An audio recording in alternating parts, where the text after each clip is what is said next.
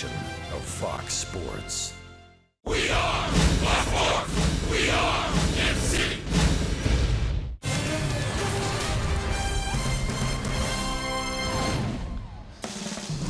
Royals baseball on another beautiful sunny day in California's Bay Area. The road trip comes to an end. So does a three-game series with the Oakland A's. Royals baseball is presented by Academy Sports and Outdoors. Right stuff, low price, every day. Hi, everyone. Welcome back to the ballpark with Rex Hudler. I'm Ryan Lefevre. The Royals have the luxury today. No matter what happens, they will go back to Kansas City with a winning road trip. But it's a difference between going home at 5-2 or 4-3. Continue the road warrior ways. This is a big swing and a big game, and they know it. Every single time as Salvi here, he tells us time after time, we're going to play hard and we're going to finish strong. The defense on this trip has been magnificent. Moose with the face plant there. But the one thing that's been inconsistent outside of Chris Young giving up some homers has been the starting pitching. It's been great, and they're getting that done today, hopefully by Chris Medlin. And Chris Medlin will make just his second start. He had to shake off some rust and some cobwebs in his start against the Astros. He hadn't pitched in 15 days. Our Kubota Power Stats, the Royals like Chris Medlin for no reason more than any other that he's just a winner. Pretty heavy hitters, if you want to say right there, or heavy pitchers anyway, for sure, that he's in that company. Medlin has three very solid pitches, but his athleticism, his tempo, he works through the game quickly. He's got a great pickoff move. This guy's a winner. A big strikeout there on Rasmus to help them get that win. And look at him. He's excited. His teammates are excited about him. This guy could get it done today. That'll be a really special trip. It'll be Chris Bassett starting for the A's, and he needs to be ready right away because in the first 6 games of this road trip, the Royals have scored in the first inning 4 of those 6 times. So Medlin and Bassett, the final game of the road trip, the final game of the series. The lineups and the first pitch are coming up next.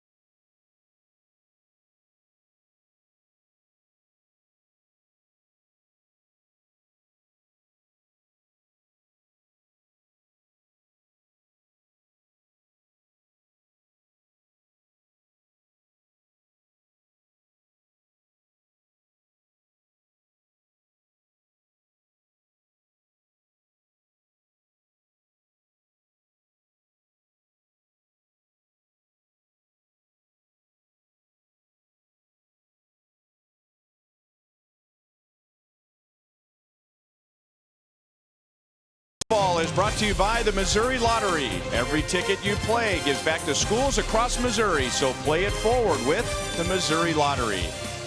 By Menards, save big money at Menards on all your home improvement needs.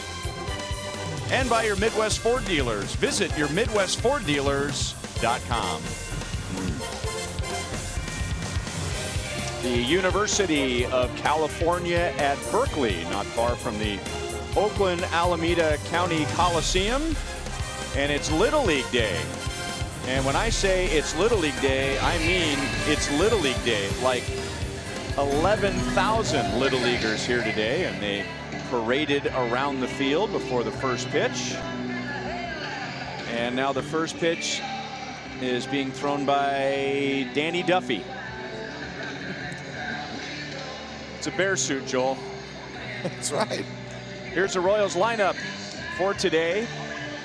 And Christian Colon will get another start. Colon started game 1 at third base for Mike Moustakas. Now he starts the final game today for Omar Infante, and Ray Fuentes is back in right field for a second straight game. Ray Fuentes had a nice hitting day, 3 hits yesterday, but it soon could turn into 4. As I heard that the second baseman Laurie objected to the official score, and so did Raymond. So they're going to change that. I found out earlier before the day. So he could possibly leave today with 4 hits from last night, but also add more. He's been hot, swinging a good bat. Hope it continues. And if it does, it'll be against right-hander Chris Bassitt, whom the Royals have seen as a member of the Chicago White Sox. He came over to the A's 2 off seasons ago in a trade that also included Marcus Semien. So it's already a winning road trip for the Royals. With a win today, they'll go back to Kansas City at 5-2. If the A's win, it'll be a 4-3 road trip. And the Tigers and the Orioles will be waiting for the Royals back at Kauffman Stadium. Here are the A's defensively, and they had a rough day, whether they changed the scoring or not. Rough day defensively for them yesterday. Crisp, Burns, Reddick in the outfield. Valencia, Semien, Coghlan's at second base. Alonso at first, and Stephen Vogt is behind the plate. Here's Alcides Escobar. He has 4 hits in this series, including a leadoff hit yesterday and a run scored. He has 8 hits on the road trip, and he's after the first pitch, and he pulls it foul. Royals are going to be looking at a young man with a fastball, slider, curveball, changeup, 4-pitch repertoire. Fastball, he's going to sink that 2-seamer. His velocity is going to be, he'll go 92 to 94 miles an hour. It's a good sinker, big curve ball, and he's going to use that curve ball for outs. And 5 of his 8 strikeouts this year have come on the curve. So he likes to use the fastball to set guys up, and then he throws that big rainbow curve in there. Escobar out toward left center field. A long run for Coco Crisp. A lot of speed with Crisp and Burns out in left and center field. And Escobar is out. Ball will be flying here in Oakland Alameda County Coliseum on a gorgeous day. Wind blowing a little bit to left field, but because of the Mount Davis structure in center field, really keeps the wind in from what it used to be here before they put that structure in. But it swirls. It'll be tough sun. There's no question, especially for fielders on the left side of the infield and outfield.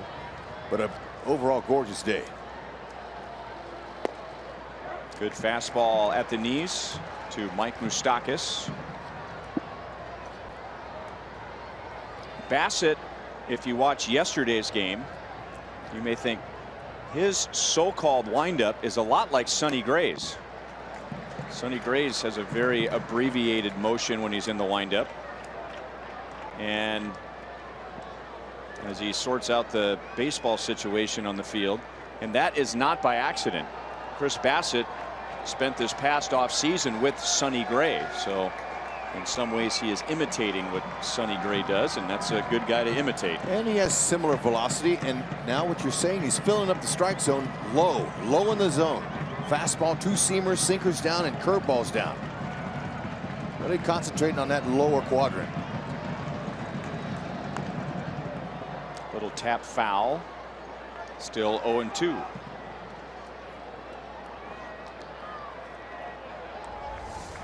So we'll take a look at him. Very similar, like you said, to Gray. Has a little bit more arms and leg swing than Sonny Gray. Not quite as compact, but he's a lot taller. He's a bigger guy.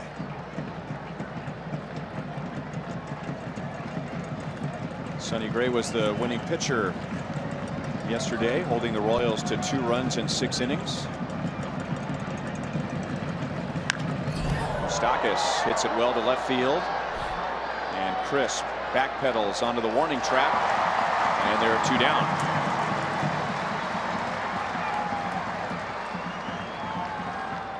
Batting in the 3rd position, center fielder, number 6, Lorenzo Cain.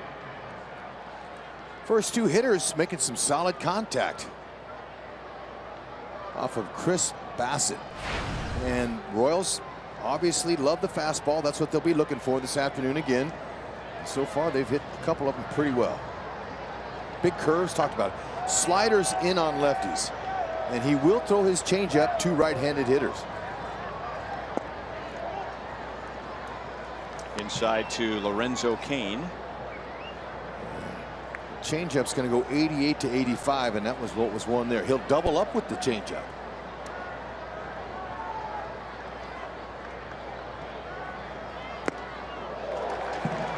One ball, 1 strike. Lorenzo drove in a run in the 1st inning yesterday. He's had a very good road trip as far as run production goes. He has 6 RBIs this year, and 5 have been on this trip. He goes to that curveball here. He does, and Lorenzo nicks it foul. It's a big one. He uses it. Big break. Sometimes he'll throw it for the first pitch for a strike. They call it get me over strike. Just kind of lull that hitter to sleep with that big breaker.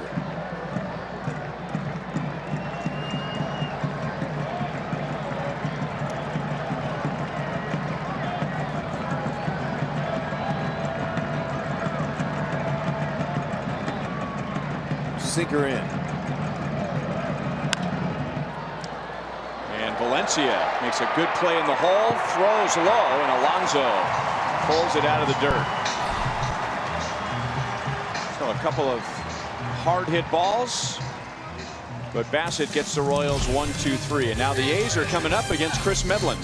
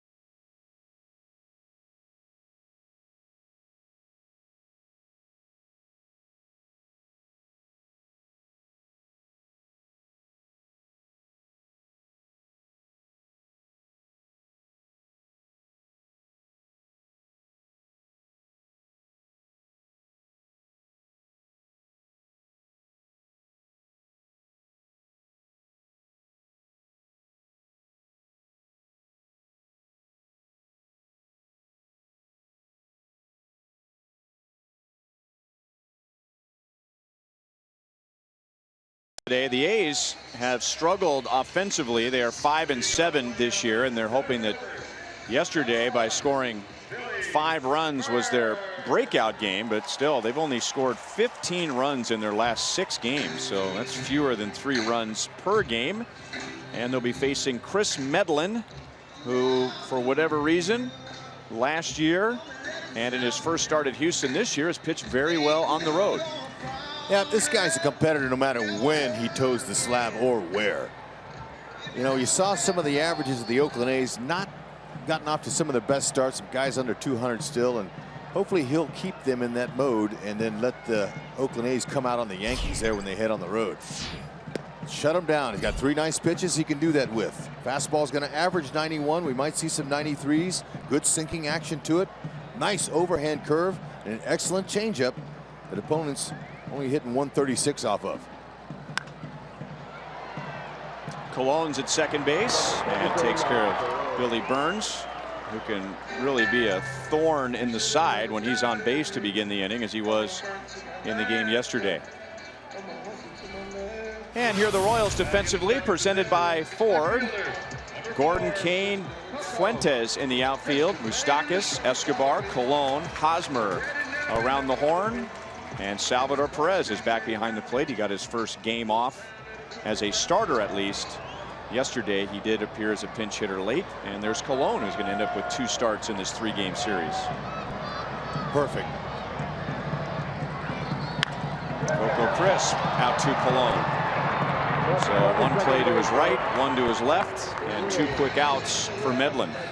So far, so good. They better pick somebody else and try to hit it too. Colon looks ready to go. He says, bring it, man. You got to love that, getting action. Fastball, they're going to be looking for it early in the count. Ned Yost got to be thrilled with the production he's getting from the right field, whether it's Paulo Orlando or Raymond Fuentes. And there's no rush to get Dyson back here the way they're playing. They're both hitting and they are fielding, doing a heck of a job. Josh Reddick takes low, 1 ball and no strikes. Let me go back to Colon. You were mostly a part-time player in the big leagues, so I'll bet you loved getting some action very early in the game if you hadn't played in 3, 4, 5 days. You are hungry. You're saying, hit the ball to me. I want to show my manager what I can do and my teammates. That's the attitude to have. And if you don't think that way and you're a little nervous saying, don't hit it to me, you're in trouble. They'll hit it to you and you'll clank it. So it's all about freeing up your mind to do the things on defense for your starting pitcher that's going to help him win. And we're making those routine plays like we talked about yesterday. That's how you do it. Nasty changeup from Medlen to Josh Reddick. So Medlen matches Bassett with a 1-2-3 first inning. Ooh, yeah. Beautiful day.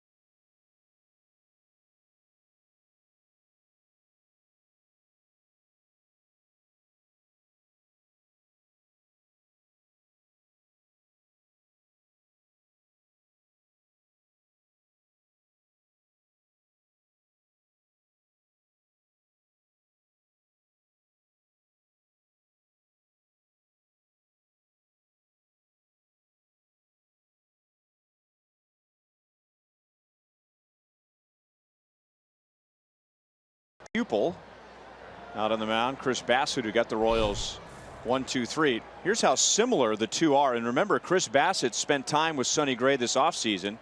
So both pitching out of, and I say in quotations, the windup. That's not a legal stretch position. So that one little step back, or really to the side with the left foot, is what makes it the windup, and they are almost identical. Almost, except for their glove side, their arm, their glove. Bassitt straightens his arm out while Gray tucks his under. But see, there's a difference there because Bassitt will throw his glove hand out there, and that's a little bit more deceptive. Watch on the right here how he throws that glove out, keeps his arm straight, and Gray tucks his in. So the more compact, the less arm movement, the less distracting to the hitter. 1-1 to Eric Hosmer. 2 balls and 1 strike. Hosmer hit his first home run of the season on Friday night in the Royals 4-2 win. He has 10 hits on the trip and is batting .318.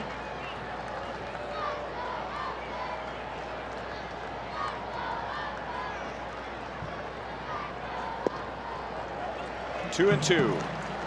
Remember, likes to come inside with his slider to lefties. Big breaker. And then he'll use that fastball to sink it in there and try to sneak it in. He's coming in now with it. And he didn't get it in. He left it out over the plate, and Hosmer will go that way. He will be at second base with nobody out. Hosmer has his second double of the year. Just love his approach. I hope he keeps that up Batting in the 5th position. for the foreseeable future. But the way he's able to control his swing now is beautiful. That ball's in the middle of the plate. A lot of hitters are going to try to pull that out of the park, but Hosmer starts his swing late. Therefore, the ball travels closer to the catcher's glove, and he takes the same swing as if he's going to pull it to go that way, all by waiting. Just got to wait. It's hard for guys to wait. They want to jump out there and get it. Morales is another guy who waits. He's very good at letting the ball travel deep and using the whole field.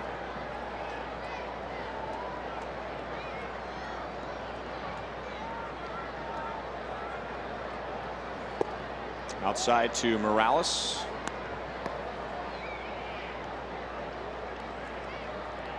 He has driven in 4 on this road trip. 1 in this series, and that was Friday night, and that was the 500th RBI of his big league career. And he grounds it to the right side. So a productive out. Alonso took a look over toward third, but no chance for an out there. Morales is out, and Hosmer's at third with 1 away. He knows the situation. Nobody out. Batting in the Morales 6th going to try to pull it. Left fielder. And by doing that, For you make a productive out by getting your guy into scoring position. Now putting the pressure on Ron Washington, the infield instructor, on what to do, where to play the infield. They're going to come in. So early in this game, they're going to try to talk Gordon into hitting at one of the infielders. And Alex would like to look for something up so he can knock in a sacrifice fly or better. Outside, ball 1. Alex is 1 for 9 here in Oakland on the trip, and this is game 7. He's reached base 9 times.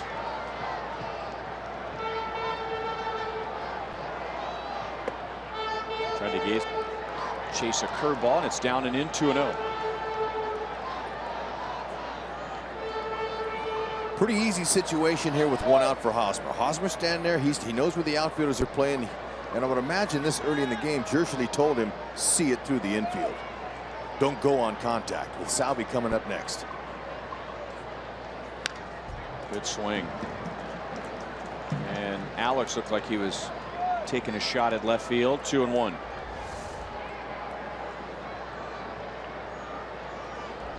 Letting the ball travel as Hosmer did in his at bat. That's right, and 2 different swings. Alex likes to take his hand off, and he gets more extension by doing that. Some guys keep their both hands in the bat. Nice. Shallow center field. He got it over the infield. That's all he needed to do. Alex Gordon drives in Eric Hosmer, and the Royals lead 1-0. It was on the curveball, and Alex recognized it because it stayed up in the zone, and he just says, I'm going to just lob this out there. That's a great piece of hitting on a curveball. Really, it was up some, but didn't fool Alex. The infield drawn in, that's what you want to do. Dump it over their heads.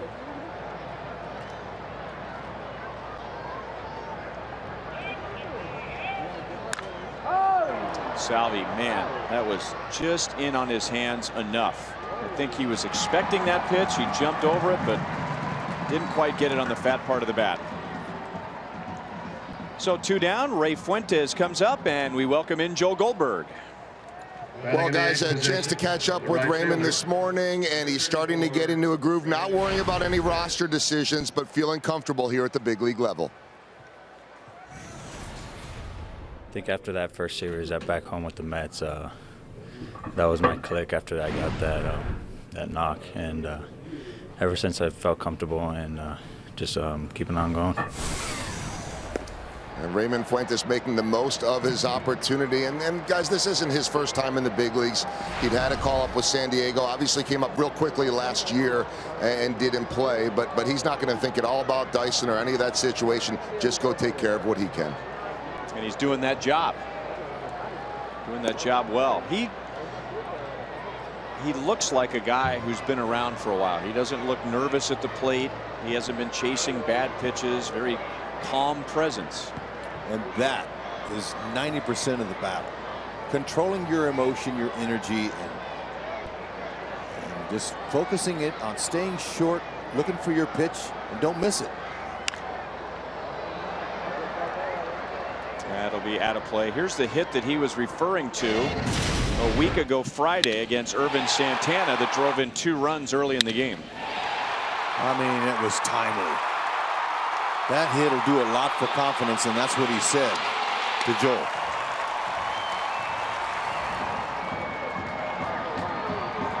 Confidence is the extra player the individual takes out there with him. If you don't have the extra player, you're in trouble.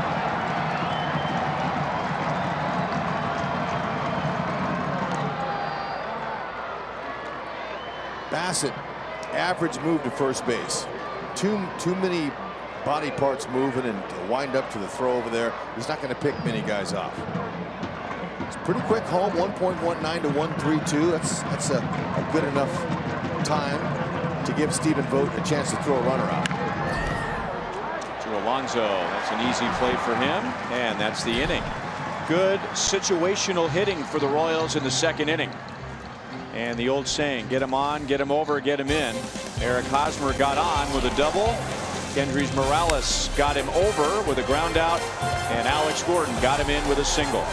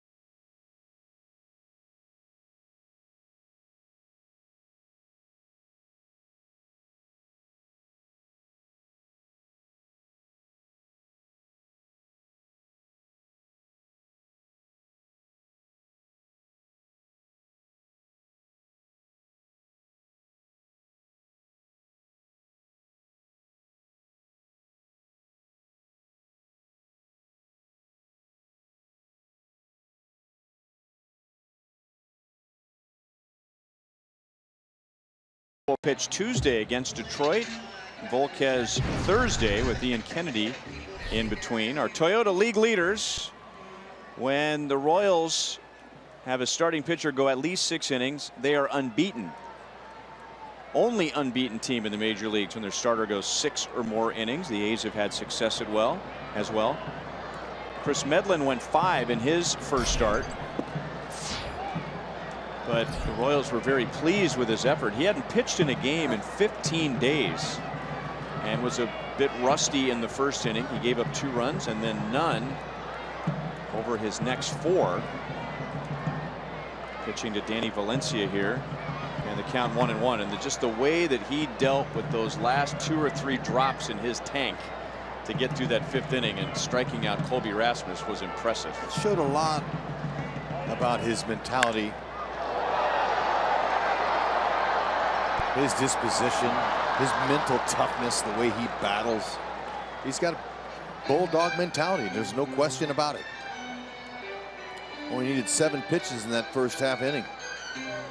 Batting in the 5th position and catching, number 21. In that inning, Steven. and the Royals had a 1-run lead. Medlin got the first 2 outs in the 5th inning, then he walked 2 hitters. And here comes Rasmus, who's punished the Royals as much as any Astros hitter the last 2 years, and he fell behind Rasmus 3-1. Remember that? So dangerous pitches coming up, and he battled back to strike him out, and that's how he finished his first start. Now Stephen Vogt, who's had a very good series against the Royals. He has homered twice. 5 hits, 3 runs scored, and 2 RBIs as they begin the Stephen Vogt chant. That's the right field crew, Joel's buddies. Well, he's their most productive hitter. As far as average goes, 297 stepping in. Got a good short compact swing, knows what to do with anything middle in. Especially if he gets that uppercut. He got a natural uppercut swing. Medlin jumping right back in there. Good late movement with that fastball.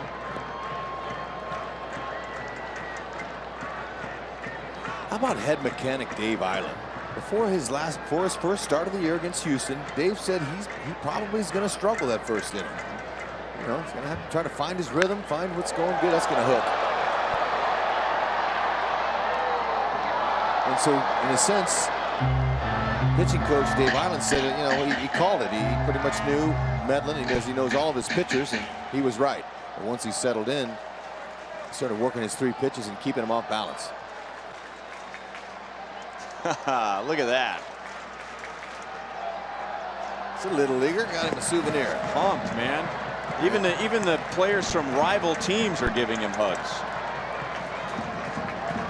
11,000 little leaguers here today, and that guy brought his glove. He's got a souvenir. It's charged everybody.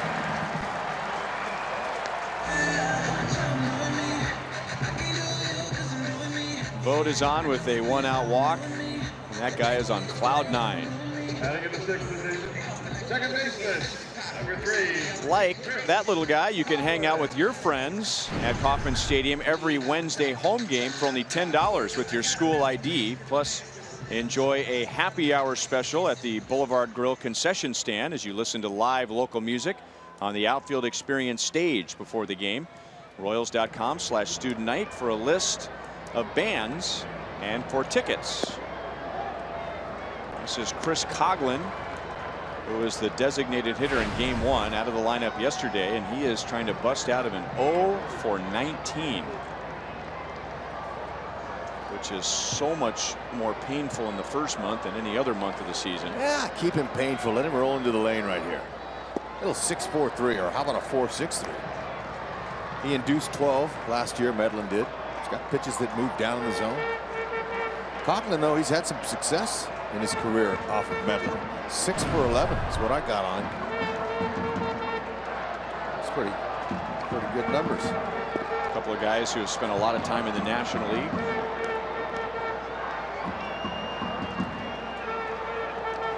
Coghlan mostly with the Marlins, where he was the National League Rookie of the Year in 2009.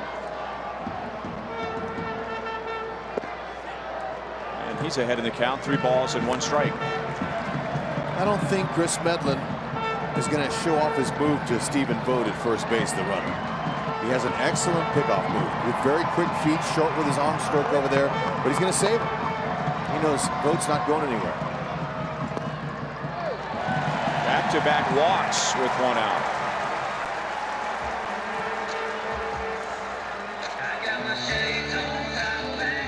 And now a big spot for Billy Butler, who plays for the first time in the series. Designated hitter, number 16. The A's used Stephen Vogt as the DH yesterday and Coghlan in the game on Friday. And Billy, like a lot of A's hitters, are struggling at the moment. He is hitless in his last 8 at-bats.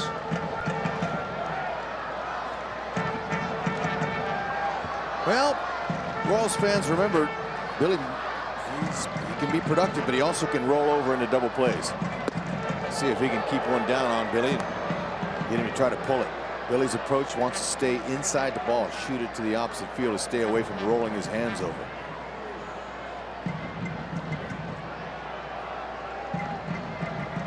Billy 2 seasons ago grounded into 28 double plays, which is a Royals record.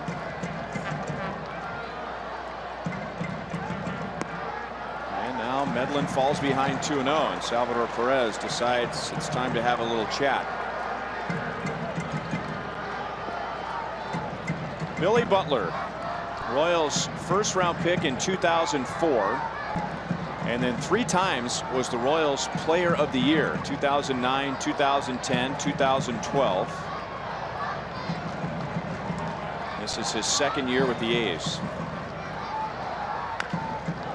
Ground ball to Moustakas, right to the bag, across the diamond. Hosmer goes up to get it and comes down in time for the double play.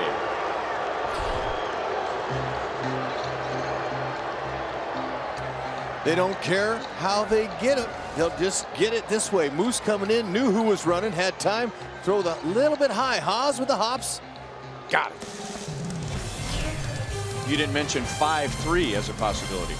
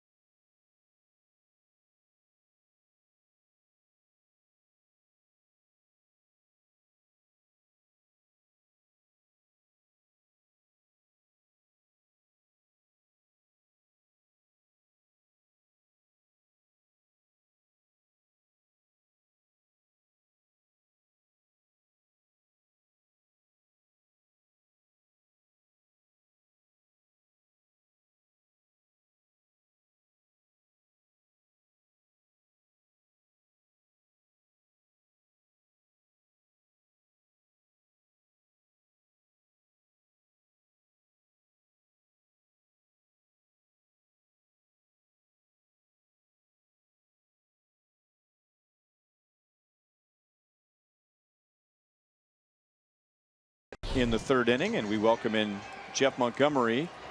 And Monty normally joins us in the middle innings, but I wanted you to come on to talk about Chris Bassitt, and maybe even bigger than that, how many pitchers these days, including Yordano Ventura last year, have really gone to minimal movement when they're pitching out of the windup? And you shared an interesting story with me when you realized you were going to be a full-time reliever, how surprised you were at how you were able to maintain when he started pitching exclusively out of the stretch. That's a foul ball off the bat of Christian Colon. You're right. And a lot of times pitchers have a feeling in their mind that they have more velocity, they have better stuff when they're pitching from the windup, and that was really the feeling that I had. And I go back to the minor leagues. It was in the early 80s, 84, 85 maybe. And my pitching coach asked me, he goes, I'm having trouble with the first batter I faced a lot of times. I was walking guys, I was getting behind guys throwing from the windup, and I'd get in a stretch and I'd be fine. So he asked me, why did I not just pitch exclusively from the stretch? And I told him I felt like I get better stuff when I'm pitching from the windup. So the next day we go out with, he's got a radar gun, we have a catcher, I do a bullpen session. He measured my velocity from the windup, he measured from the stretch, and then he actually measured my velocity just getting in a balance point. And that's a point where the pitcher, he comes up and he's almost like a flamingo, you know, where he's standing still. So I'd stand still, and then I would deliver the ball home, and my velocity was exactly the same across the board, wind up, stretch, and the flamingo. Which you happen to have on your tie today for inspiration. I don't think we can catch that from the center field camera, but I guess it was meant to be. It was meant to be, that's right. It's a flamingo tie. Hud, I know you like the flamingo leg kick. That's why I got that. That's beautiful, Monty. Well, you know, I talked about confidence earlier. It's the extra man a player takes out there with him, the extra guy. It's that guy. But so when you found out that the velocity was the same, you went, oh well then, all right, I'm gonna stay with what the guy's telling me here. Exactly. I pitched exclusively from the stretch from that point on in my career. Even when I was starting for a little bit of time in my minor league career, I still pitched from the stretch because it eliminated a lot of moving parts. And I think of, wow, look at that play by the A's ball boy, saving the Royals bullpen.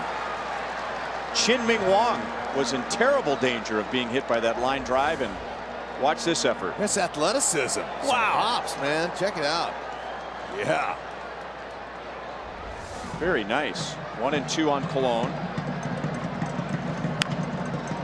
Got Jam, hits it out to Simeon, and there's one out. Anyway, David Price, very similar mechanics from the left side. Yordano Ventura did it last year. I remember Joe Nathan, the closer, was like that. Brian Bannister when he was with the Royals, just hardly any movement around the rubber. Interesting though that it didn't work for Yordano Ventura, that he needed a little more movement to keep his, back to your tie, a good flamingo position. Right, and every player has different things that they need to do. But as a pitcher, essentially there's going to be a balance point during the course of your delivery, whether it be from the windup or from the stretch. And once you get to that balance point, you change directions. And sometimes guys get a little east-west. They get going side to side. And that's one thing that you have to get away from. You have to be north-south. You have to be in that lane, that tunnel between the pitcher's rubber and the pitcher's mound to home plate. Fouled away by Escobar. No balls, 2 strikes. And now they expect the kid to make every play. Yeah, they're already booing him. Wow. Hard on him. Look at it. That's all you can do, young man, is give an effort. Yeah, that was a much easier play, though. Hey, we talked about making the routine plays yesterday. You got to make those routine plays. That's right. 3 pitches, and Escobar strikes out.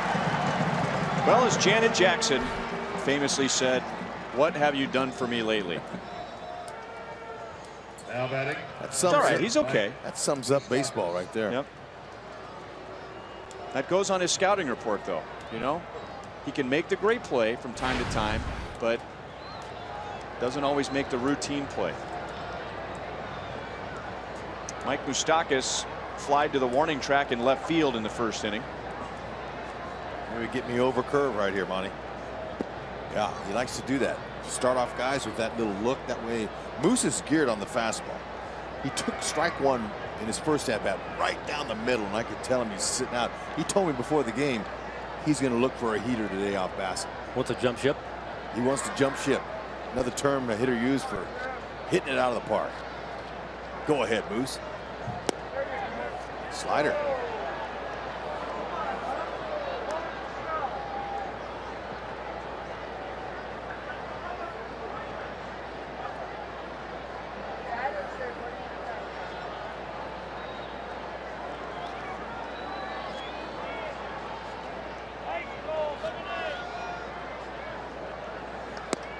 There's the fastball that started inside and just got the inside edge. I don't think that was a fastball he was looking for. And Moose and I started talking about the Houston series and how they were trying to get him out inside, and they kept pounding him in there and in there. And he kept telling himself, all right, now obviously the whole 4-game series, they're pitching me that way. I'm going to get him.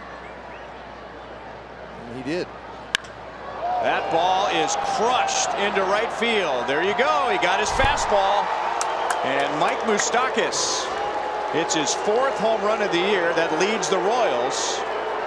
And now the lead is 2-0. Thank you very much. We'll take that baseball back to Kansas City with us.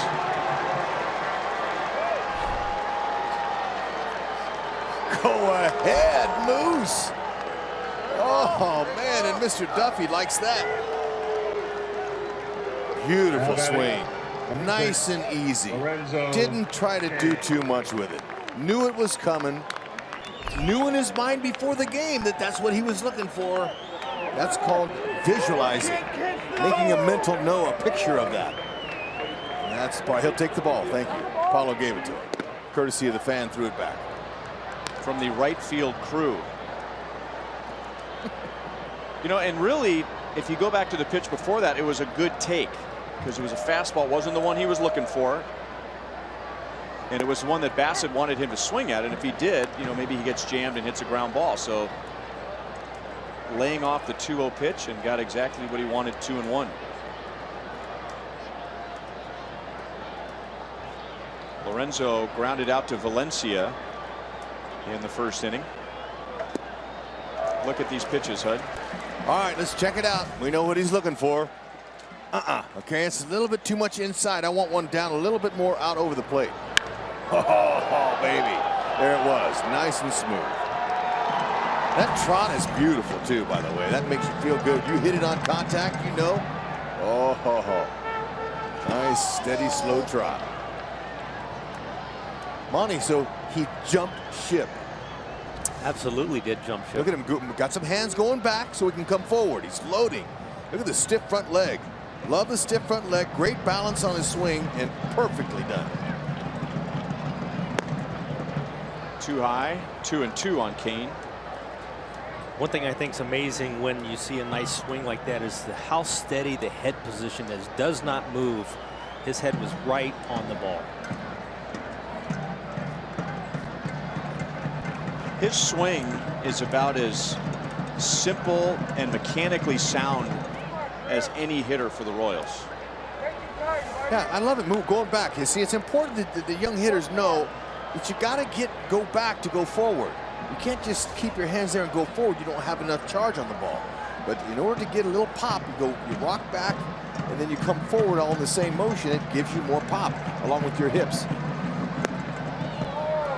Kane comes back after falling behind in the count.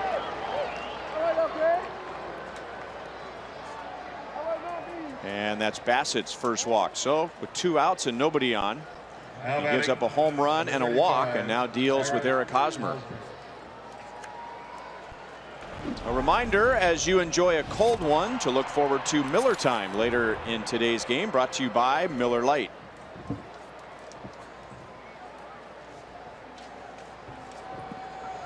Eric Hosmer led off the 2nd inning and went the other way. He doubled to left and scored the Royals' first run.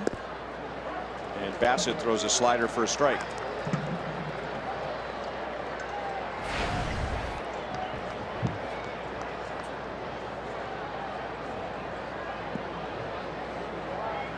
Bassitt had only allowed 1 home run in his first 14 1/3 innings this year.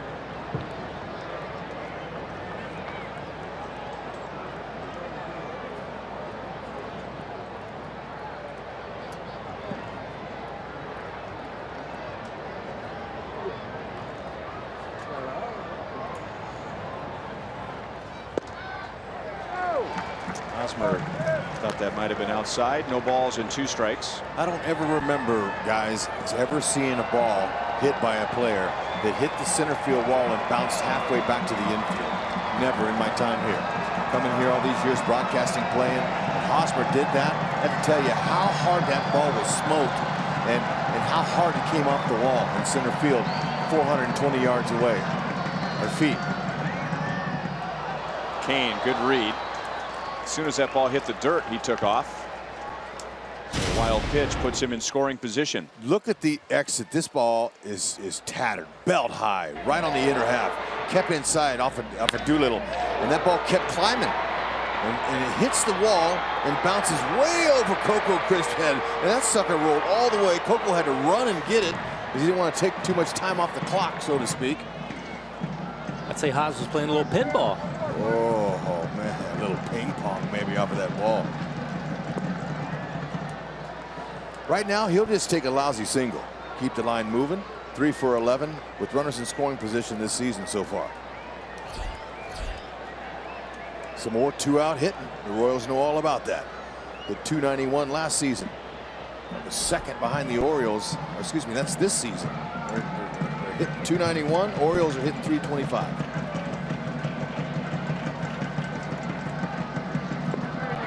Breaking ball down.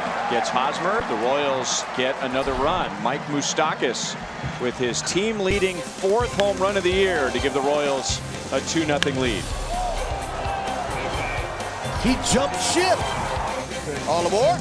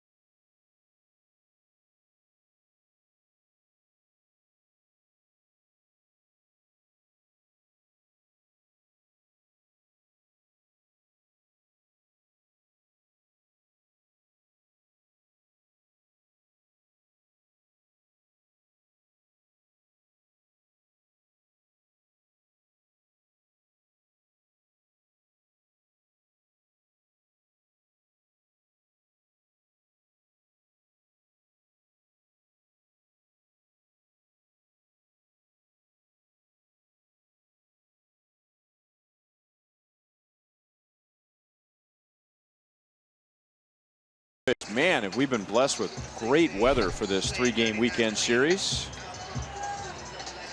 And it's time for our trivia question. Brought to you by Sprint as Chris Medlin gets ready for the bottom of the 3rd inning. What pitcher has the highest winning percentage in Royals history with at least 100 starts?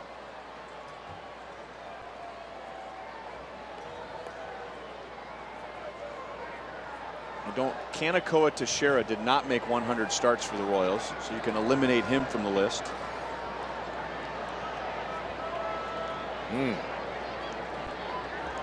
So roughly 3 years worth of starts minimum.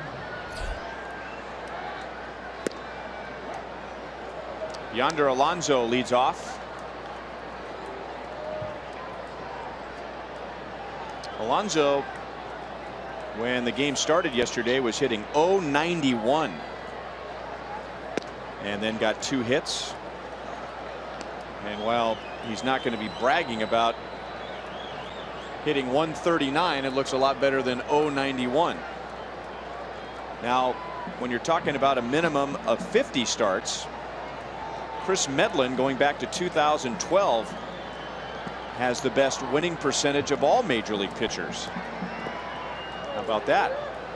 He had a stretch with the Braves right before his 2nd Tommy John surgery. He had a major league record 23 consecutive starts without a loss, with 70 career starts, and he's won 70% of them. Just miss outside. 2-2 on Alonso. There's a lot to that, Monty. I don't think that's luck. I really believe that Medlen is a gamer, bulldog mentality. He's a winner, and he's got pitches. You have to have stuff to get by with that. Those aren't little league numbers. And I agree, Hunt. If I were going to use one term to describe Chris Medlen on the mound, bulldog would be the term I would use, because he never, it's always a fight for him. He's always going to go out there and he's going to battle you. And I love his tempo. He gets the ball and throws it. You know, being a former shortstop himself, he knows that that's important because it keeps those guys from daydreaming out there. It keeps them on their toes. They're ready to field the ball.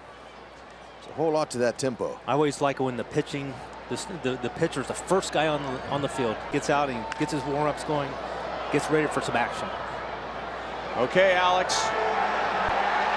He's got it. This is the toughest left field during the day, I think, in the American League. And I remember a game here 2 or 3 years ago, and Alex did everything he could to separate the ball from the sun, and he lost at least 2. And he had his sunglasses working, he had the bill of his cap working, he had his glove working, and even trying to position his body, and he was able to catch it. Well, he used a nice method like the players did way before our time that didn't have glasses. Turn your body, look at the ball to the other side, and that's exactly what Alex did. Nice job. Just turn your head, turn your body, look away from the sun. It's an awkward position to catch the ball, but it's the correct way.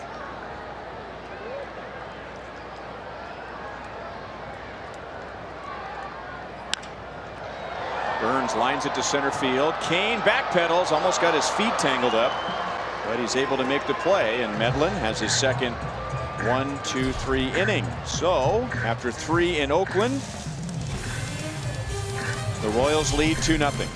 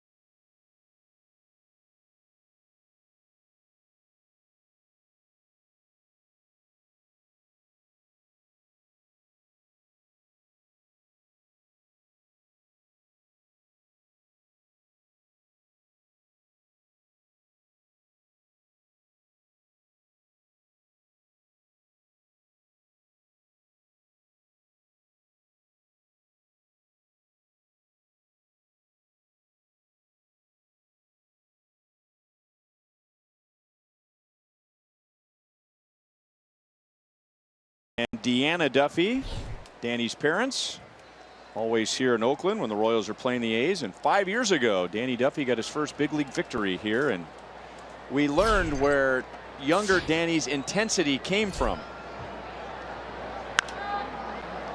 High pop up, and now a challenge for Crisp in left field, fighting the sun, and nice play. Oh, well, if you follow the ball long enough, it'll eventually come out of the sun. But some guys can't take it to look into the sun for that long. Coco on the dead run puts the glove up, and then he stays with it. And sure enough, the last minute it came out of the sun, and he was able to put his glove there. That's one heck of a play. That just robbed him as a base hit. But we've seen 2 left fielders making excellent plays that were in the sun. Coco's a little bit tougher. had more to, further to run.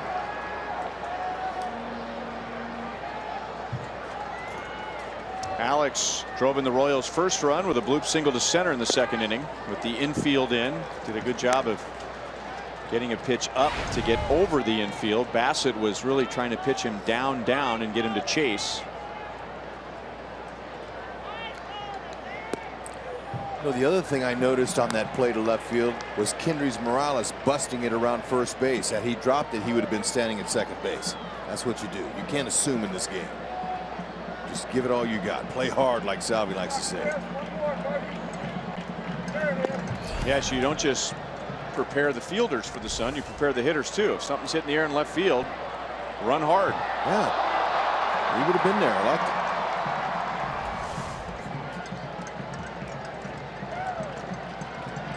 Now Vogt wants this pitch down, and it is. 2 balls, 2 strikes.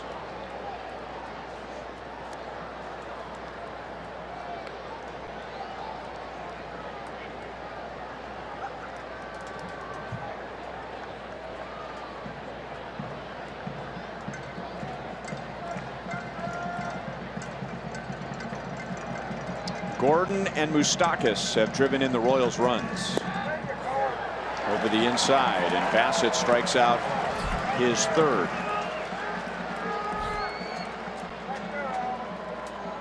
So 2 down, and now Salvador Perez, our University of Kansas Hospital injury report. And the A's have been bitten by the injury bug quite a bit this year, and really it started back in 2006. They have 6 players on the disabled list right now. They've had at least 3 on the disabled list every day since the middle of the 2011 season, and 2 on the disabled list every day. Not just occasionally, but every day going back to 2006. That's a lot of baseball. Wow.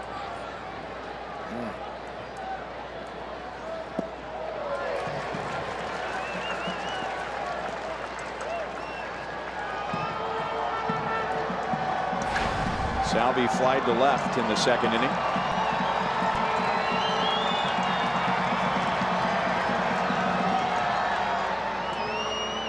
Got him to swing at it once. Tried to do it again. He might triple up with it. But if you throw that pitch, that big curve 3 times in a row, you better make sure you don't hang it. That's right. Because he patterned it now. He's got two in a row, and they're going to stay hard on the outside. Down on strikes, so Bassett bounces back after giving up the Moustakas home run last inning. He has struck out 4 in 4 innings. 2-0 KC.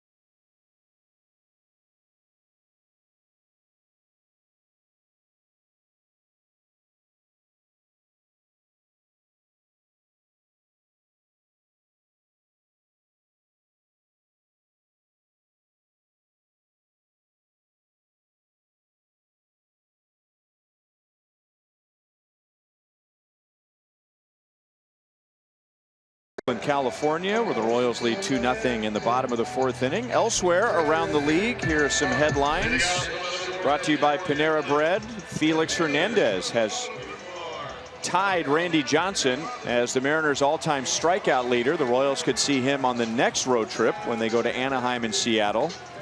The second item is no big surprise, with the Orioles leading the major leagues with 23 home runs. They've gotten off to a good start.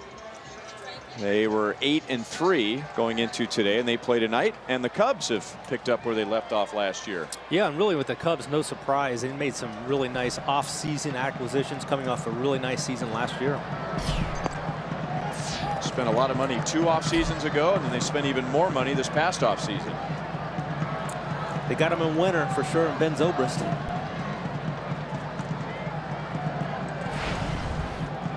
Royals got him from the A's.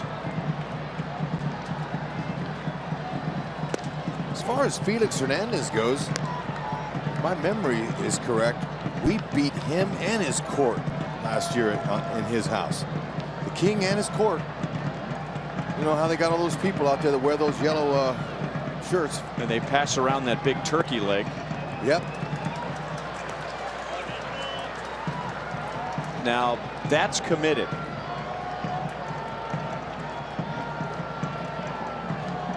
Coco Crisp grounded out to second in the first inning. 3 balls and 1 strike. Crisp, Reddick, and Valencia.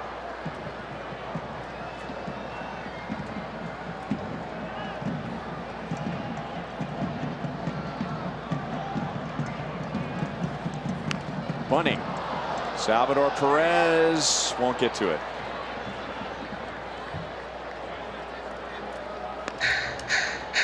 Three and 2.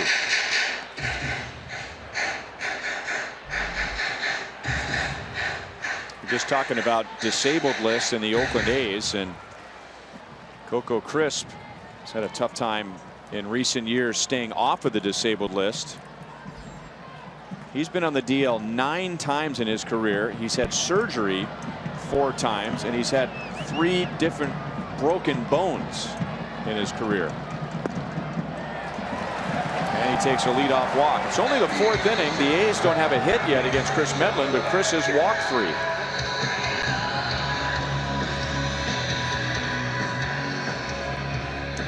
Now batting right fielder. Our spring trivia question: which pitcher has the highest winning percentage in Royals history with at least 100 starts? I think I know the answer. Okay, you go first. You want me to go first? Yeah. You won yesterday, Monty. Stay hot. Al Fitzmaurice. Oh. Interesting. Hud, what about you? Zach Greinke. Well, Zach had that. Reddick lines to center. Kane is there to make the play. Chance for 2. Coco Crisp did not read that at all. He thought for sure that was going to drop. Zach had that. How many? Did he lose 14 or 15 one year? Maybe more. Maybe it might have been 16, 19. 19. Yeah. So I mean that hurt his winning percentage. How about? I'm going to say Larry Gura. I don't know why. How about Apier? Fitzy. Look at Monty. Wow. 2 for 2, Monty. Wow. I like to read the Royals media guide. Yes, you do. Stay hot. Oh, man. They dodged one there. Thank you. Mark Carlson, thank you very much. As that ball was heading for a triple. If you miss a throw here, Coco Crisp would easily have been on third base. Watch this.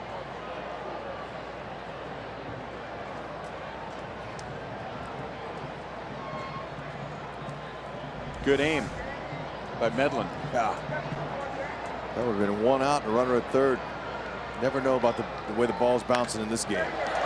Valencia strokes it to left field for a hit. Crisp stops at second base, and that's the A's first hit of the day. They have 2 on with 1 out.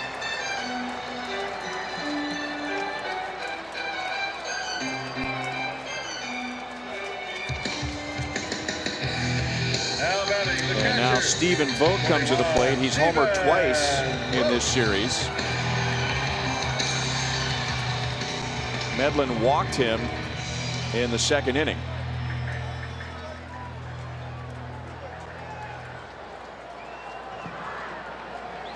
Vogt is batting 5th. Reddick is hitting 3rd. And they have really picked up their production against the Royals in this series.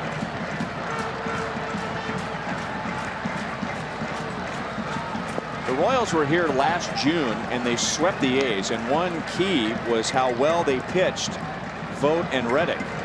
Those two went 4 for 24 with 1 RBI in the first 2 games of this series. 7 hits, they've hit 3 home runs, and they've driven in 5. And the series is tied at 1 apiece. Medlen got Billy Butler to hit into the 5-3 unassisted double play. Let's see if he can roll up another one here. Be a backbreaker for the Oakland A's.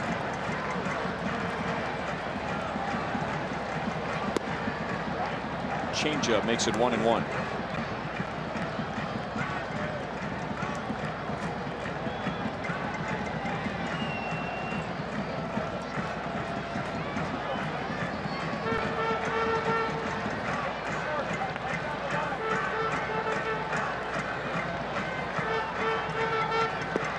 That's a pitch he wanted him to chase. He'll take the strike, 1-2. If you want to hear an opponent say great things about the Royals, ask Stephen Vogt. He'll tell you. He says the Royals are a royal pain.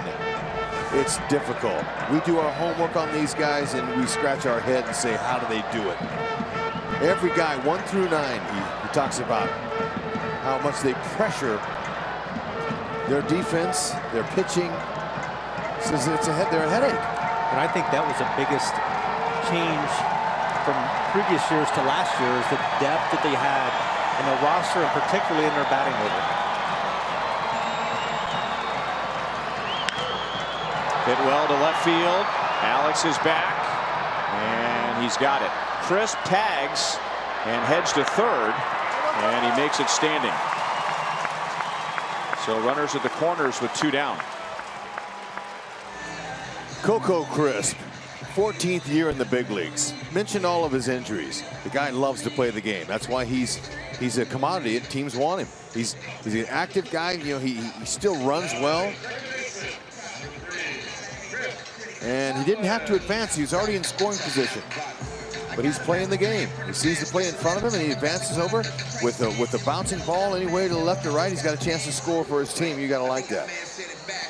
Royals had him for a year in 2009, and he played in just 49 games. He ended up having surgery on both shoulders that year. Oh, man. He had a sore shoulder, went on the DL, and found out he's going to have surgery. And then they checked his other shoulder and said, you know, while you're at it, we may as well clean up your other one. And was that the year before he came to Oakland, and when he started his career here, maybe he was still hurt a little bit when the season started, it seems like. I remember when he first broke in with Cleveland. Yeah, correct, Monty. Played in just 75 games the next year for the A's. Been here ever since. Chris Coghlan with runners at 1st and 3rd, 2 down. Saved by Sal. 1 ball, 1 strike. Coghlan walked in the 2nd inning. When he got in the league, I loved his name. And I would drop the cuckoo for Coco Crisp on there. And I asked him if he was okay if I said that. He goes, yeah, my parents, they'd love that. Cuckoo for Coco. It seemed like there was something with his grandmother as far as his name, wasn't there? Yeah, his full name is Covelli, C-O-V-E-L-L-I, and his grandmother gave him the nickname Co, and then his friends turned it into Coco. His father was a boxer, and his nickname was Sugar. So you had Coco Crisp and Sugar Crisp in the same family. Fouled away, 2 balls and 2 strikes. His father's birth name was Lois. Coco was part of one of the most memorable games the Royals ever played in Cleveland. Shin-Soo Choo was the hitter. Coco was playing center field and had a tough time finding the ball in the Seagulls.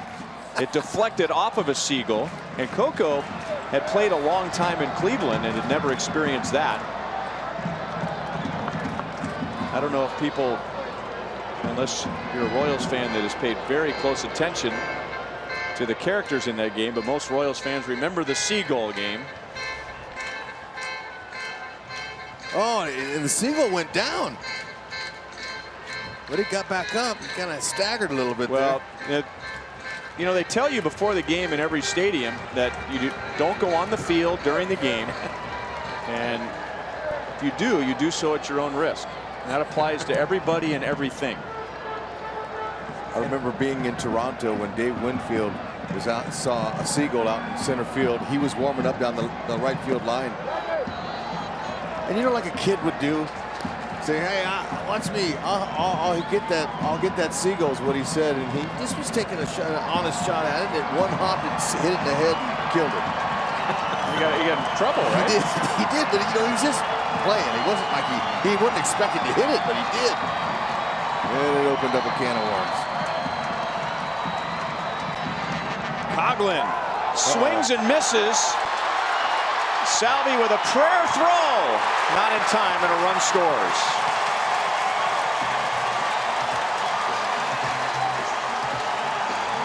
Coghlan is 0 for his last 20 now with that strikeout.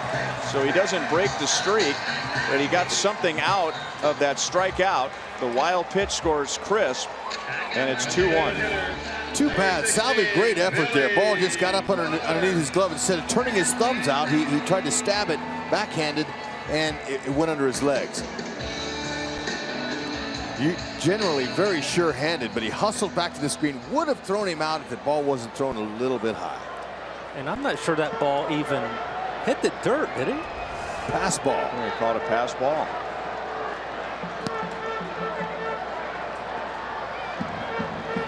Now Billy Butler. Billy grounded into an inning-ending double play in the second inning. Salvi makes a play on this in the dirt only if he knows he can catch it.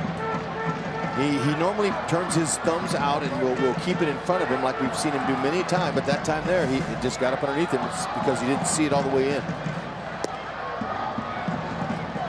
1-1 on Billy.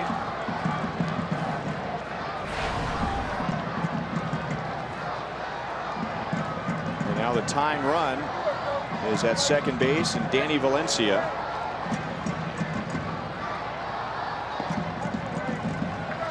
Two and one.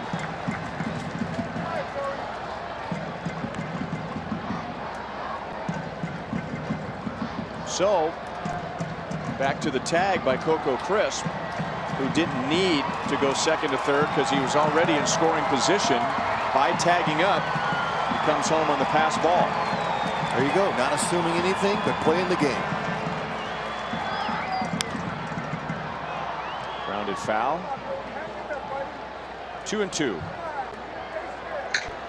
I'm not a hitting coach, but I've watched Billy when he was with the Royals for a lot. And Billy, he's rolling over. He's trying to pull everything.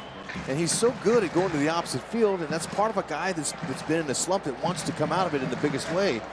But he's jumping out and trying to pull. He needs to sit back, let that ball travel, and get some lousy singles, and then the homer will come. Ooh. Hit that into the Royals dugout. Yeah, he can start doing all of that in New York beginning next week. Yeah, in New York. The A's, like the Royals, have tomorrow off. Boy, how long is that flight? Oakland to New York. 5 hours, 5.5 hours? At least. You do have a little tailwind. Full count.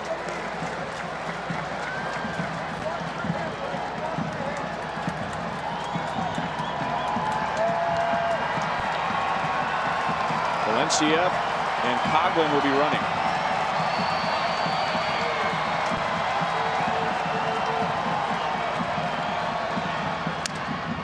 Cracked his bat.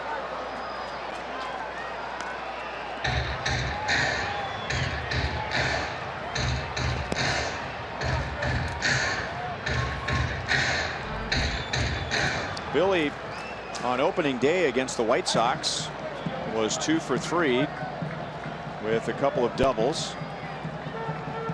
And Billy sure piled up the doubles with the Royals in his best seasons. And now he's just 1 for his last 16.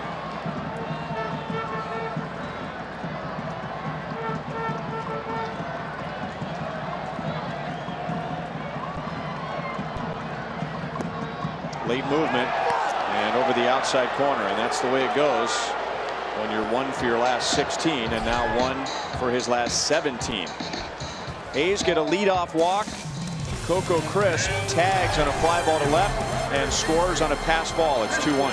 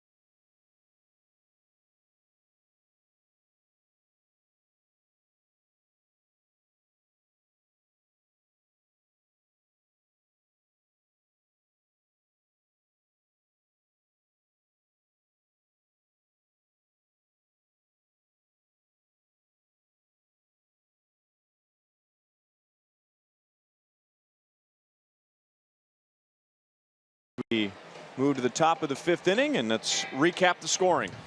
Why not? It all started with Eric Hosmer. Slices a beautiful ball down that third base line for a double. Morales got him over. Alex doinked him in. How about that? A little doinker. That's how you do it. It ain't how hard. It's where you put it. And then Moose, a Moose bomb. Team leading 4th dinger. That was sweet. 4th inning. Coco Crisp didn't have to. He's already in scoring, but he did anyway. Why? Because you never know. And sure enough, when you play the game that way and you play it properly, something good came from it, and that was a wild pitch, and he scored. Ray Fuentes leads off the top of the 5th inning, hits it sharply to second. Coghlan is playing over there today. Fuentes is 0 for 2. Here's that pass ball. Yeah, but Salvi, he'll tell you. He'll tell you that that was on him. But these guys are human. They rarely make mistakes, but they do, Monty. Absolutely, even the best. He's one of the best there is in the business. He'll find a way to make up for it. Won't believe that. Slider for a strike to Christian Colon, who's at second base today for Omar Infante, who has an 8-game hitting streak.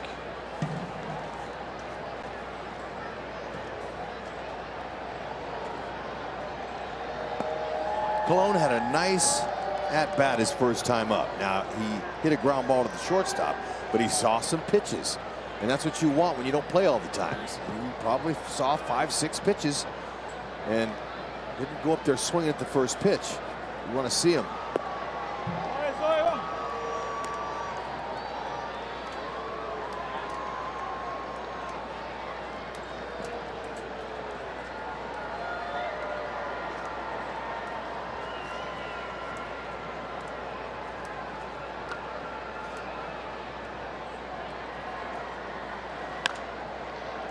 That is through the right side. Colon singles to right with 1 out.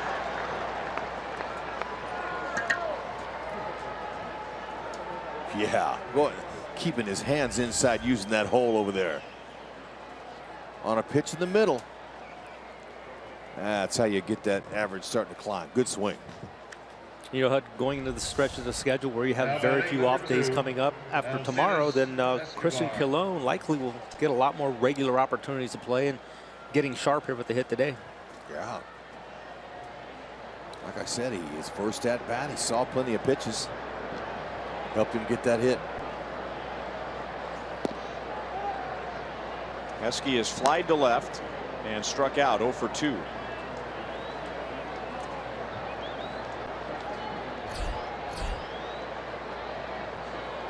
Bassett's only had one long inning, 27 pitches in the third inning when the Royals scored a run.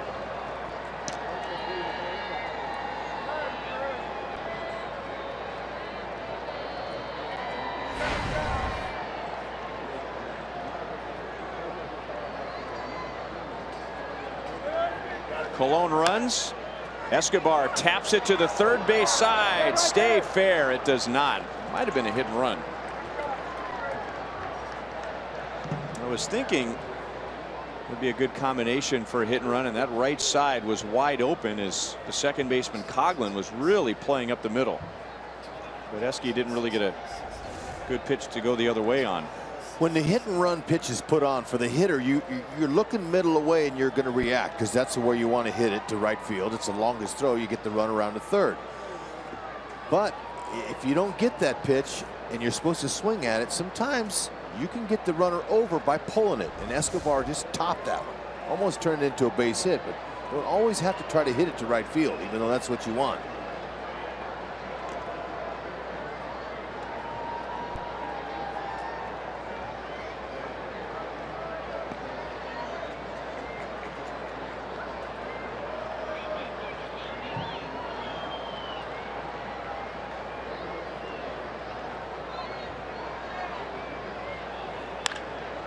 He pulls it into left field. That's a base hit. Colon stops at second. And for Alcides Escobar, that is 9 hits on this road trip.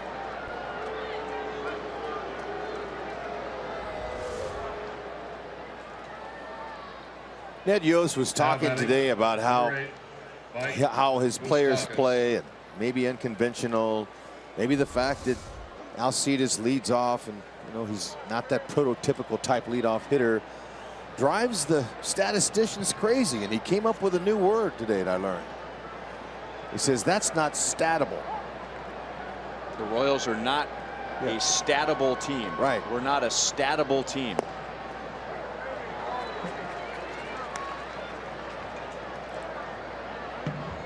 Makes sense. You want to call Webster's, or do you want me to call them? I think we should call him and have him put it in there. And have Ned Yost in parentheses next to it.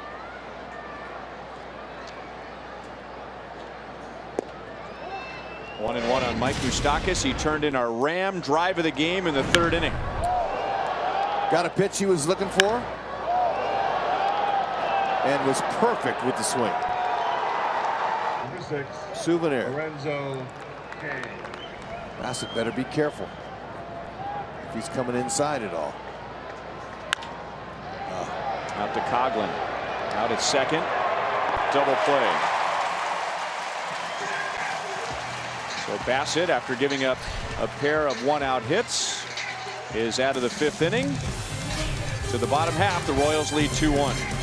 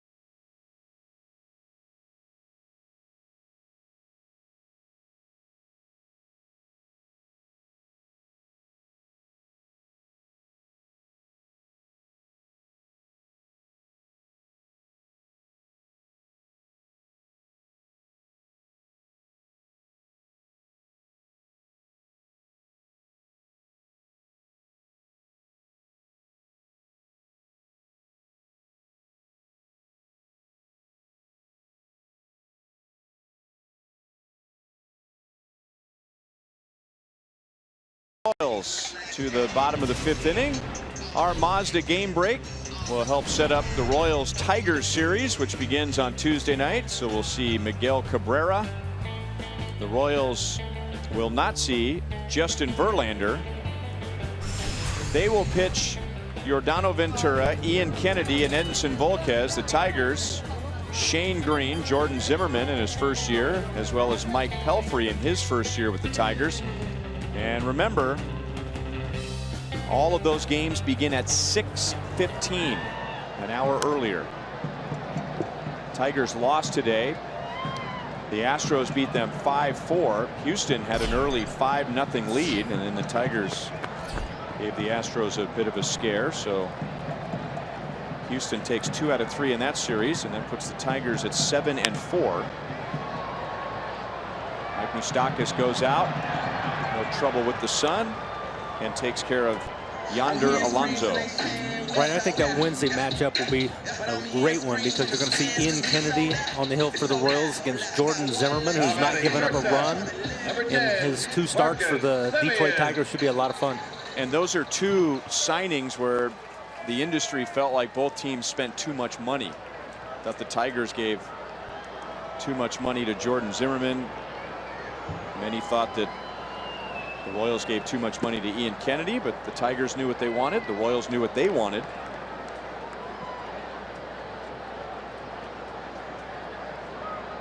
Marcus Semien fly to left in the 3rd inning. I think Jordan Zimmermann is the first player in Major League history to get a $100 million contract after having Tommy John surgery. Just shows you how far that surgery has come. 15 years ago, if you had Tommy John surgery, you know, it was still a bit of a question mark whether you'd be able to come back and be the guy that you were before the surgery.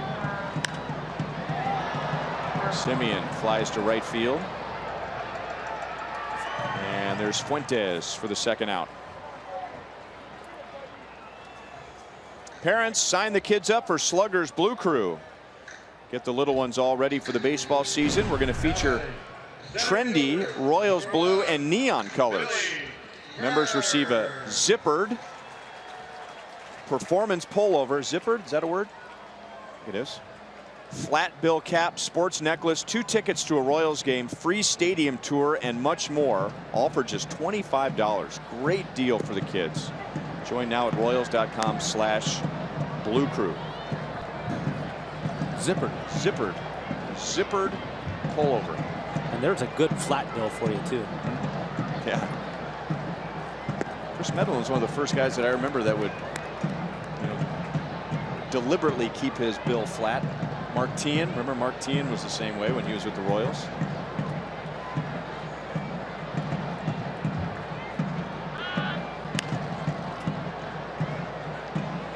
One and 2 on Billy Burns.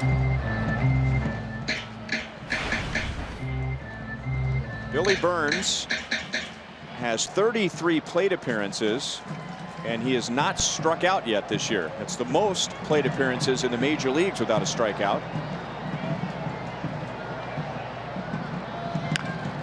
On the ground to Moustakas. That's a tough hop. Strong throw to get the speedy Burns. And Chris Medlin, with fewer than 70 pitches, has gone 5 innings for the Royals today, giving up just 1 run. Solid D.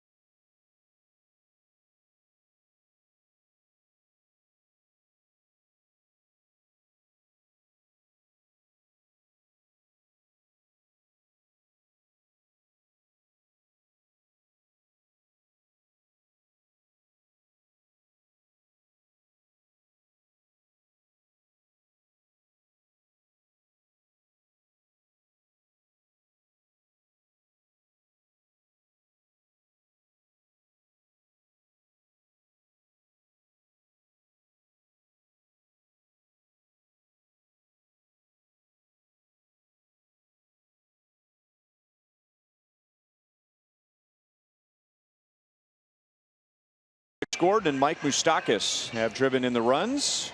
Lorenzo Cain, Eric Hosmer, and then Kendrys Morales will come up in the top of the 6th inning.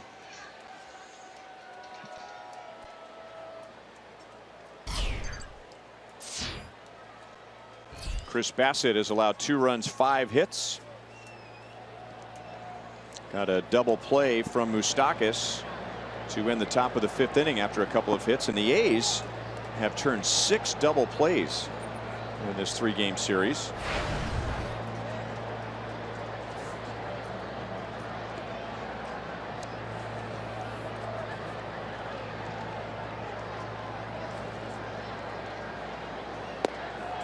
One and one on Lorenzo. This is our Sonic Slam inning. Our contestant is Kelly Ryan from Overland Park. If the Royals hit a home run in this inning, Kelly wins $700. If the Royals hit a grand slam, Kelly wins $25,000 from Sonic and the Royals. Good chance here with Cain, Hosmer, Morales. If anybody gets on, Alex Gordon. Grand slam would be ideal.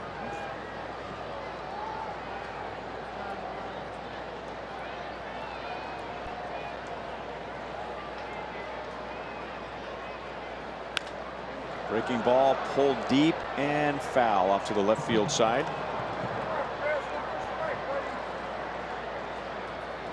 Right idea, just couldn't wait.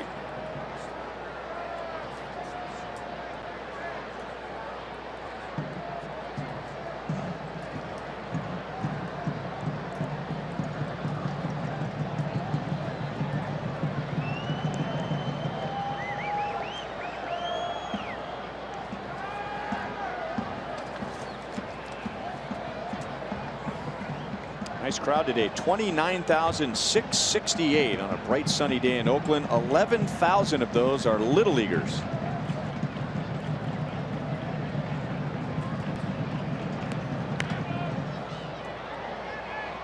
Still 1-2 on Cain. You know, I was sitting out in the Royals dugout when they started their parade and they were coming around. It's so neat to watch the people, and it brought back memories of being a player. You know, the power of the uniform is special.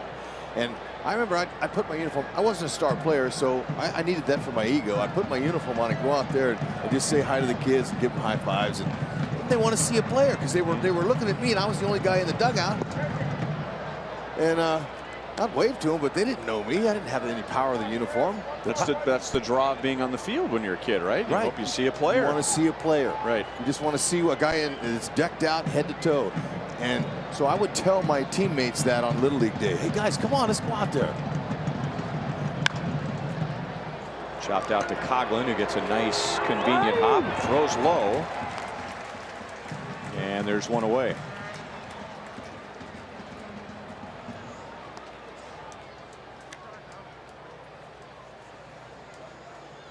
Now batting, number 35. 2-1 Royals, 6th inning. Our Academy Sports and Outdoors leaderboard shows us that Chris Bassitt has been a bad luck dude in his short career. Among pitchers with at least 20 career starts, he has the worst run support average per 9 innings. And he's only had 4 runs of support this year, and this is his 3rd start. Hosmer slashes it foul back into the crowd.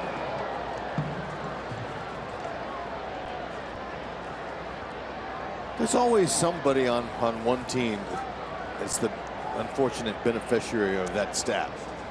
3 of those guys are A's. Bassitt, Zepchinski, who hasn't started in a while. He's been a reliever. Kendall Graveman. Not good if you have more than one guy on the same team. Tells me the offense is not working. Out to Valencia, who bobbles, throws, didn't get him. You know, it's interesting. We were talking about this during the Astros series, Hud, as Valencia takes the air. For a long time, to try and figure out if a team was good defensively or not, there was really only one available statistic, and that was fielding percentage, which measures how many errors a team makes. Last year, the A's had the most errors in the major leagues. So conventional statistics would say, well, that's a bad defensive team. However, with some of the more advanced numbers this year, like defensive runs saved, we used that a lot last year. The Royals were the best in the American League.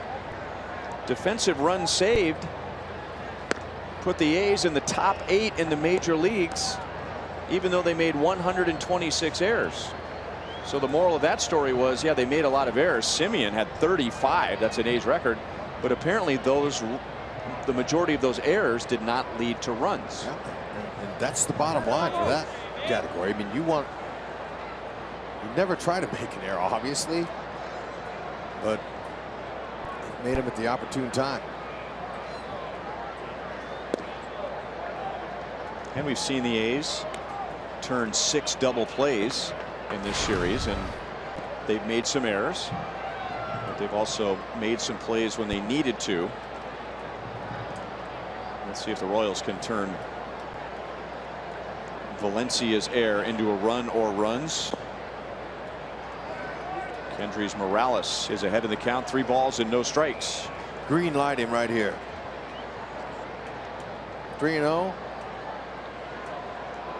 I challenge him with a fastball.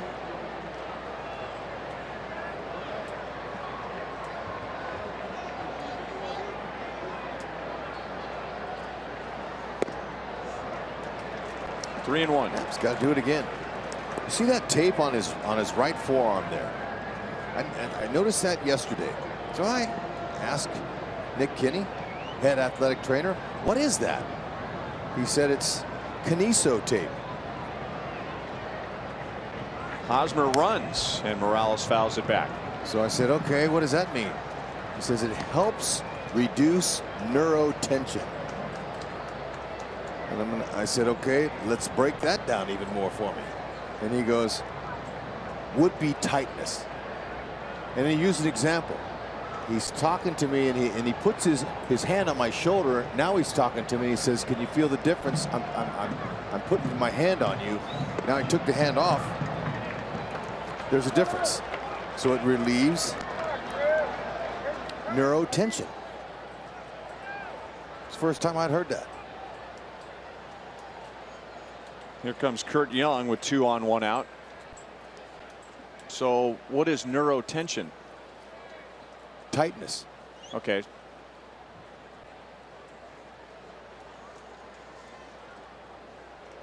Can you get us a roll of that tape?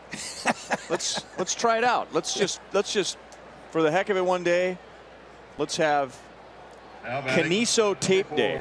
Alex Gordon. I think we should. Yeah. Let's ask him if we can get a roll. Let's go. I don't know that I have neurotension though. Do you?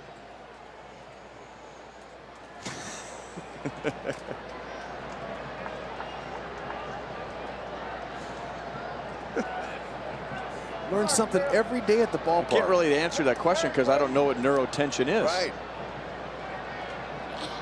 Nick Kinney knows.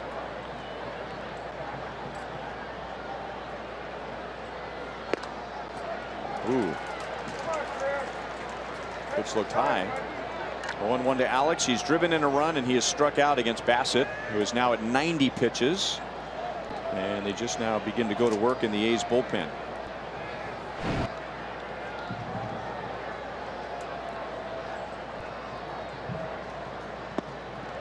Well, Nick Kinney, and we're not just saying that because he's our guy, but he is, along with Kyle Turner, the best in the business. The Royals have been remarkably healthy. That's one part of the Royals story we don't talk enough about, is how healthy the Royals have been the past few years. You know, there are teams on paper and there are teams on the field, and the good teams, the team on paper and the team on the field, are the same team. Believe it. Whereas a lot of teams, well, if this guy was healthy and if that guy was healthy, we could be fill in the blank. We just told you a couple of innings ago, the A's have 6 players on the disabled list. So their team on paper going into spring training looked pretty good, but that's not the team that's on the field right now.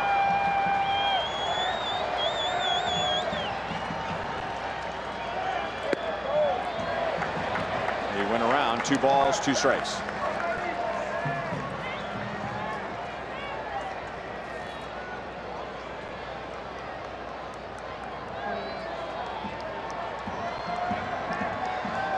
Couple of gifts here to the Royals. Hosmer reached with an error. Morales reached with a walk. Anything close with 2 strikes, Alex wants to be swinging. He leads the Royals in strikeouts with 17. Actually 18 now that he struck out earlier. Don't want to take it. Look at anything close. Get that ribby in.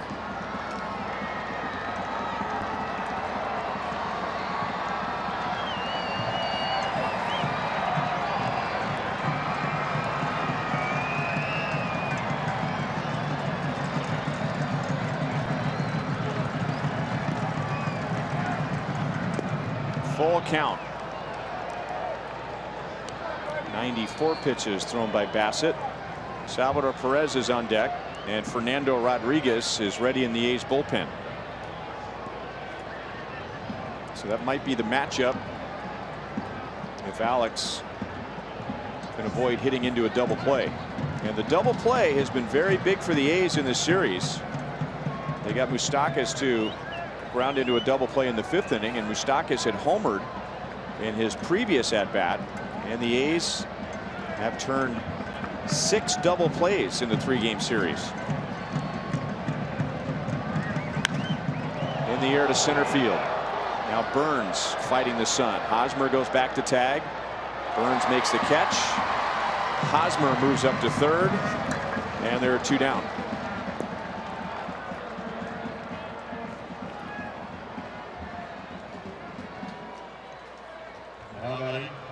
Number 13, Salvador. And now Salvador Perez, who has flied to left and struck out. Stephen Vogt goes out to have a chat with Chris Bassett, but no sign of A's manager Bob Melvin. So it looks like he's going to leave Bassett in there to face Perez at 95 pitches. Yeah, why not let him clean up his own bases here? He's just got 2 down, 1st and 3rd. But Salvador Perez just looking to find a hole. But Salvi, if he gives him a fastball, he could turn that into 3 runs. The way the ball's jumping here. Lined up the right field line and foul.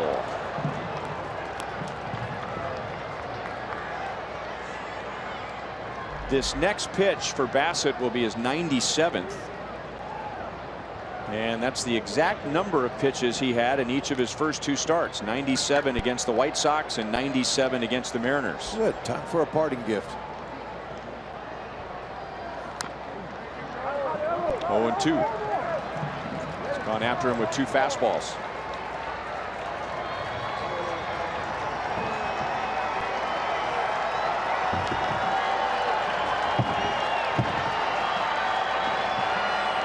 That's going to set up a breaker in the dirt.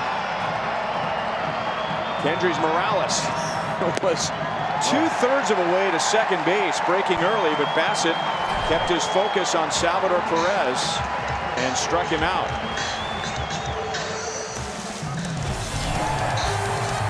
5 strikeouts for Bassett in 6 innings.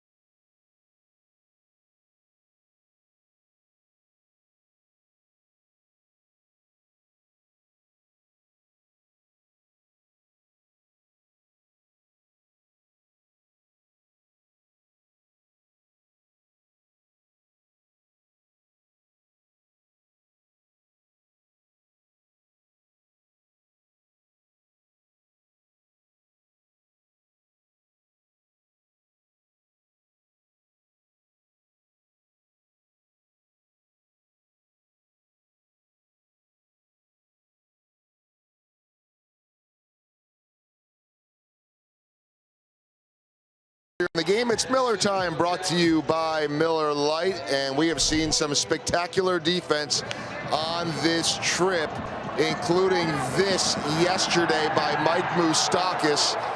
Spectacular, doing it right in front of a guy that's known for acrobatics, and right next to another guy, Alcides Escobar, who's known for the acrobatics. I talked to Esky today about that Moose play from yesterday, because if not for Escobar's play the other night, we might say that that was the defensive play of the year. But of course, Esky had that ridiculous catch and double play the other night. And what Esky liked most about that play yesterday was running with his back to the ball, the dive, but also having to fight the sun in the middle of it. So this one, with the amount of ground covered, we may not see a better one all year, but Esky wanted a tip of the hat to Moose yesterday, because he also had to fight that sun that we've been seeing in left field all series long. They know how hard it is. There's no such thing as a routine pop-up here. And I agree with him. That Moose, the way he looked at Alex to see where he was, knowing that he probably wouldn't get there, Moose said, all right, I'm going to make this play. And I just love that. He ran a long way from shortstop position. They were playing him to pull the hitter.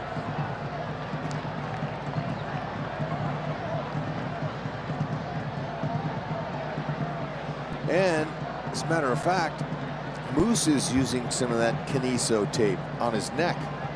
See that? Which relieves neurotension.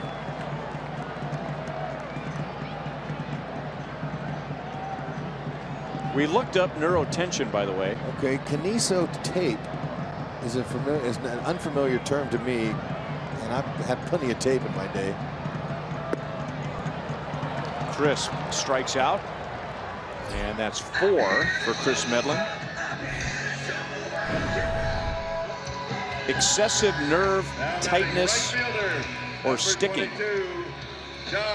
So there you go. You got some sort of a nerve irritation that I guess that has a calming effect on it. It's kind of, there must be some you know, maybe some medication in that tape or something. Sometimes the pitching coach comes out, Dave Island, to talk to a pitcher in a tight tension situation, and he puts his hand on his shoulder. And that's a way to relieve tension. Right. That's what Nick Kinney told me.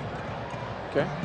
Now, personally, I never liked any coaches touching me whenever I was on the bases on the corners. I don't want nobody touching me. Did you have any coaches that liked to touch you? Yes, there were some. Okay. Rick Burleson would put his arm around me. You didn't like that? No, just look at him, and he quickly took it off. I had a different look on the field than I do in the booth.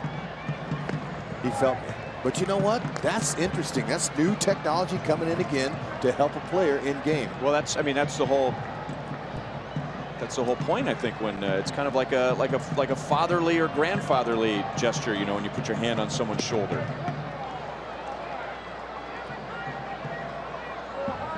I want to try some of that on my left hip. Might work. Yeah. We'll get a roll. I'll ask yeah, let's try it. Nick if he can let us sample some of that. Reddick walks. That's 4 for Chris Medlen. He also walked 4 in his first start in Houston. Now batting third. That was over 5 innings, and now 4 and 5 in a third, as he's coming up on 80 pitches. Hey, Comic-Con fans, join us at the ballpark for the first Planet Comic-Con Kansas City Day at the K on April 24th versus the O's.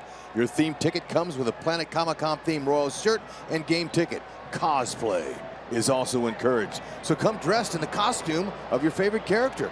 You can purchase tickets now at Royals.com/theme tickets, and I want that costume in royal blue. But not in July or August. No, today's considered a hot day here in the Oakland Bay area here. It's warm. It's 75 going to 80, they said, 80 degrees. Danny Valencia has flied to deep center field and single to left against Medlen. Moustakas plays the short hop, and the Royals will turn that into a double play. Lane ball. 6 innings for Chris Medlen, and he gives up 1 run. Gotta love that. Hot corner, short hop pick, routine, roll them over, ham and eggs on a Sunday afternoon here at Oakland Alameda County Coliseum.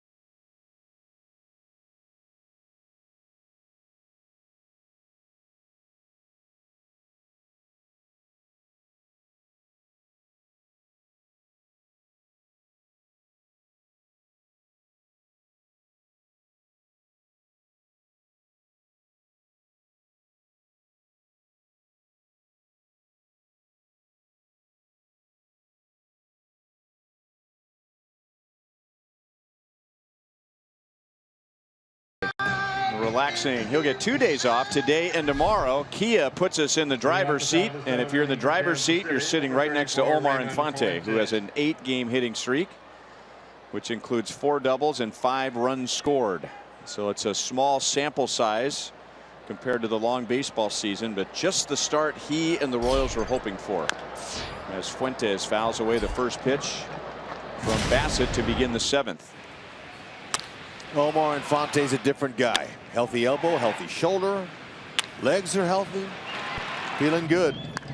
It doesn't matter what you're throwing the guy either. Curveballs, fastballs, he loves the heater. But look at those curves he's waiting on. Just dumping them out there. That's a big knock there.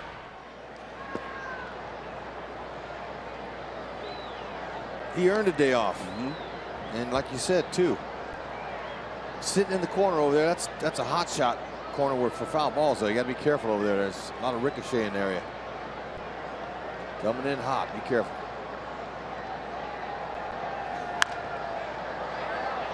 It's out of play. Word is that Billy Butler nailed Rusty Kuntz with a foul ball when he batted in the 4th inning. A late swing and a shot into that corner of the Royals dugout and got Rusty on the leg.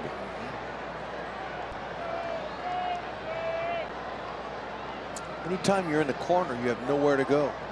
So you just cover up and hope it doesn't get you in the tender area.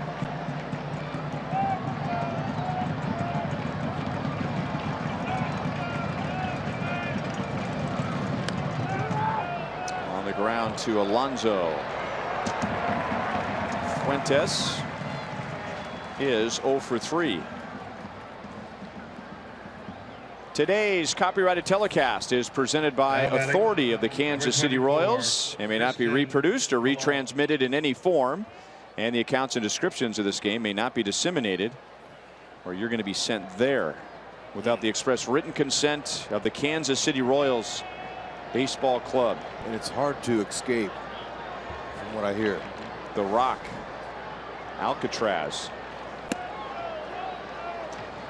Got to take a tour there, folks, if you ever get to come up here or over here. Pretty interesting. Ryan Lefevre, Rex Hudler, Joel Goldberg, Jeff Montgomery. 0-2 on Cologne with producer Joe Vencius. Our director Steve Kurtenbach. Associate producers Al Broughton, Sam Abramson, Dave Holtzman, and the producer of Royals Live, Brian Shapiro. 1-2 on Cologne. He is 1 for 2 today. Bassett appeared to be on the ropes after an error by Valencia at third and then a walk to Kendrys Morales. He looked like he was about 1 batter from coming out of the game. Grounded foul. Bob Melvin had Fernando Rodriguez warmed up and ready to come into the game. And then Bassitt got Alex to fly out to center field, so he left Bassitt in there to face Salvador Perez. And he struck out Salvi, and Bassitt's back out there for the 7th. Rodriguez is on the left. Zepchinski is on the right, as Bassitt is at 106 pitches.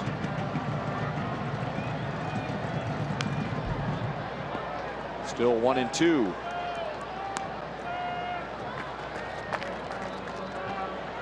Colon with a nice 2-strike approach, working on it now as Herrera is starting to throw a little bit.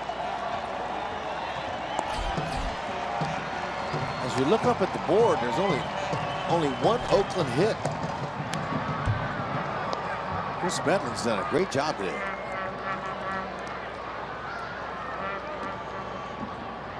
Colon he's fighting with that 2-strike approach, trying to foul off anything close until Bassitt can make a mistake. He's got Bassitt walking off the back of the mound, taking some time here.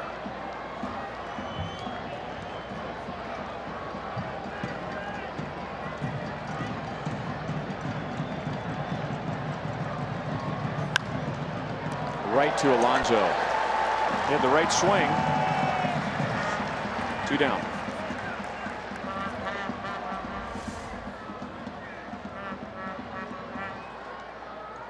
Now batting, number 2, Alcides Escobar. Rats, that's some tough luck. So Bassitt will throw at least 110 pitches. He had gone 97 in each of his first 2 starts. And he's going to tangle with Alcides Escobar. Esky is 1 for 3 with a 5th inning single.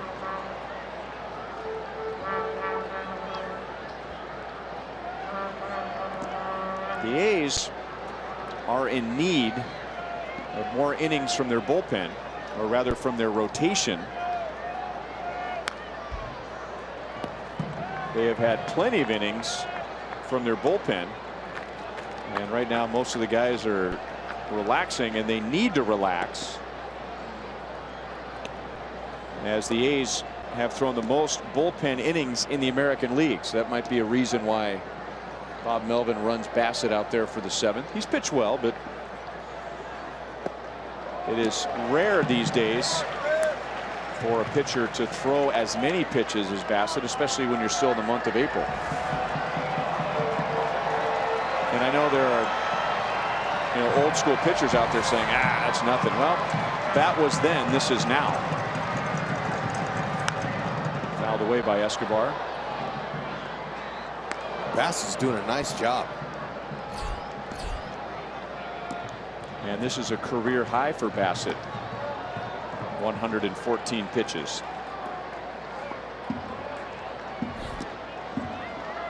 Trying to get a strikeout up in the zone on Escobar.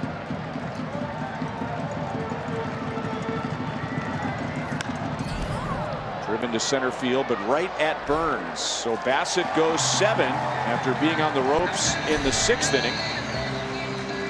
Stretch time in Oakland. Chris Medlin with just 81 pitches goes back to the mound with a 2-1 lead.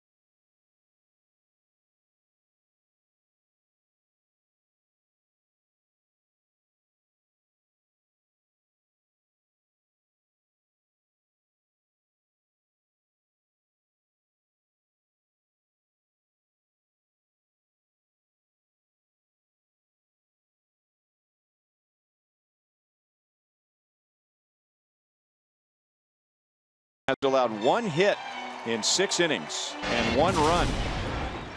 And that was unearned. Been hitting his spots. Changeup. Fastball. 2-seamer. Gets it in. Rolls a double play. Not 1, but he's gotten 2 today. And the curve. All 3 of them. That got under Salvi. That's the only run that they've gotten. But Chris Medlen. Wow. He's hitting his spots, hitting his corners. There's no off inning here in this one like there was in his first start. But it's understandable when you go 15 days without pitching. But he's right there, right where he wants to be, with his team in the lead. Fooled Stephen Vogt badly with that slow curveball. He showed you early in the game that he has pitched very well on the road. 5 consecutive wins on the road. And I said when we looked at his recent numbers, you know, for whatever reason that's been the case for him, and I framed it that way because it's not like he pitches in Baltimore or Denver and you go, well, you know, he's going to pitch better on the road than at home. He pitches in one of the pitcher friendliest ballparks in the major leagues. How about that for a scouting report? Defensively, a few years ago, that's a base hit for Stephen Vogt, past the mound, up the middle, but Alcides Escobar was there waiting for it. It's working, and whatever works today. Today is the day. You see where they are? They're just spread out, hoping that they can get a ground ball somewhere, and it happens to be right at him. Today is the day for a win. Every day in baseball, because every day is a day, right? That's right. We learned that from you, I think, in your first year with the Royals. This is all they're concentrating on now. But he would like a little bit of insurance runs from his offense if he could.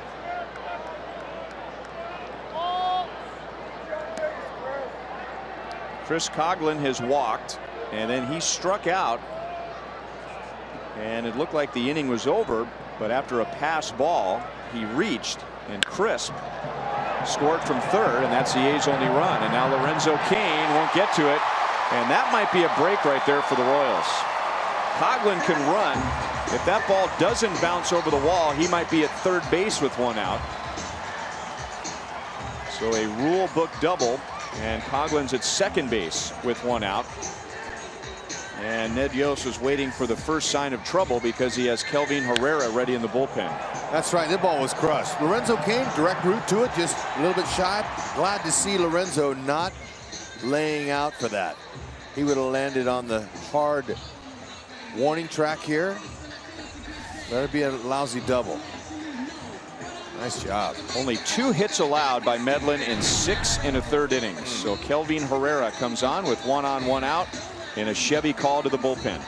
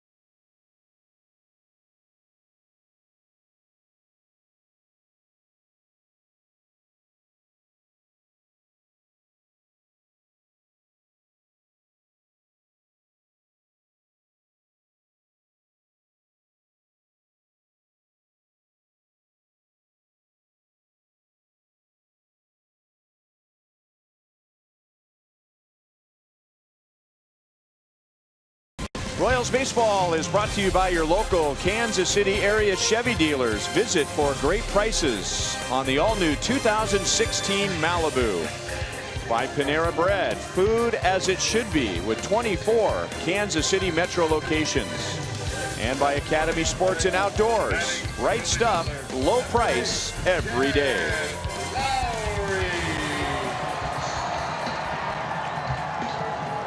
Chris Medlin goes 6 1/3 innings. He only allows 2 hits.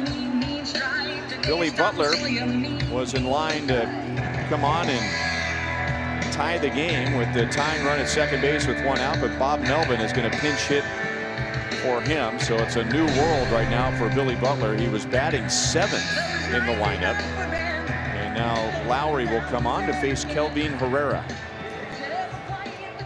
Well, I'm sure Lowry knows what he's getting, especially the newly found slider. Slider, fastball, changeup.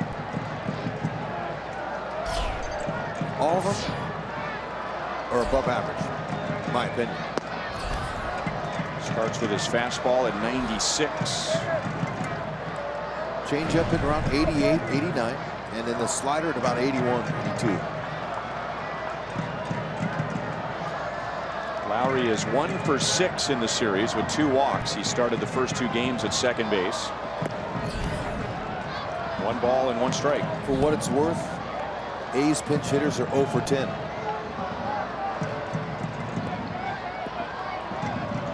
And being pinch hit for when you're Billy Butler against your former team is not what he envisioned today.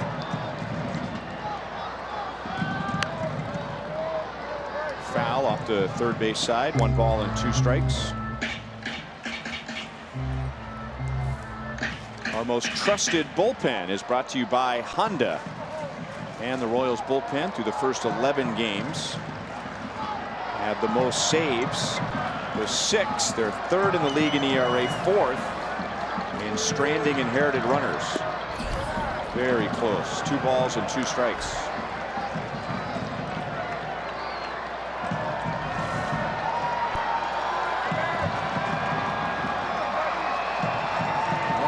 Maybe not as close as I thought once you look at the Fox Tracks grid. And now 3 and 2 with Alonso on deck.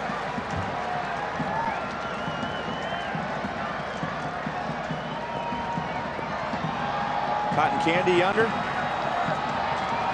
Why not? Tempting. It's right there.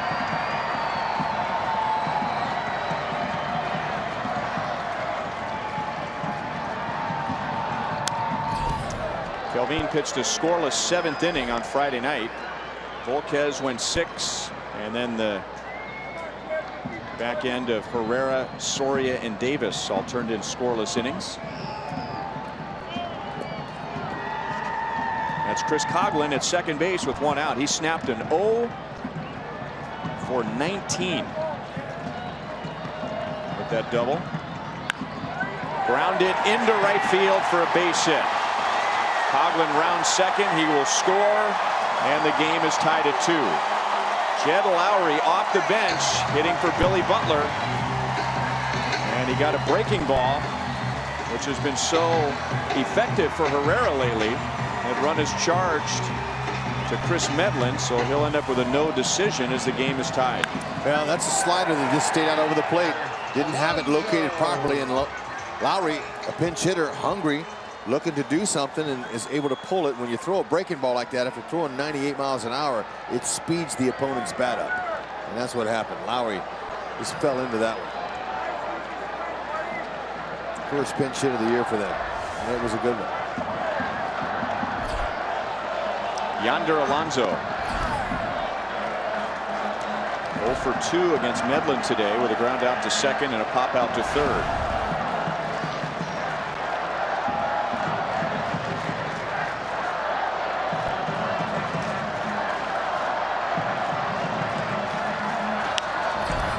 Popped up. Salvador Perez has enough room, just barely enough room. 2 down.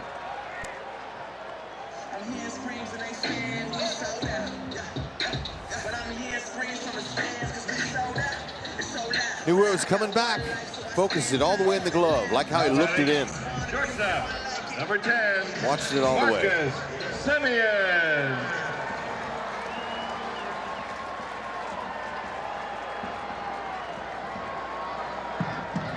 So it's Marcus Semien with Lowry at first base, 2 down.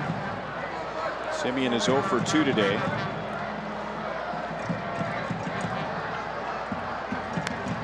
Royals really have a line on him. He was swinging the bat well when the Royals came to Oakland. Semien has 4 home runs already this year. But he is 2 for his last 23 against the Royals. No balls, 2 strikes. Fastball at 98 from Herrera. Give you a little idea, folks, what it's like to try to hit a pitch at that velocity. It's hard. You can't even see it. You barely see the pitch. You just got to try to stay short with your swing and try to just make some kind of contact. There you go. That's all he's trying to do. You just don't see it.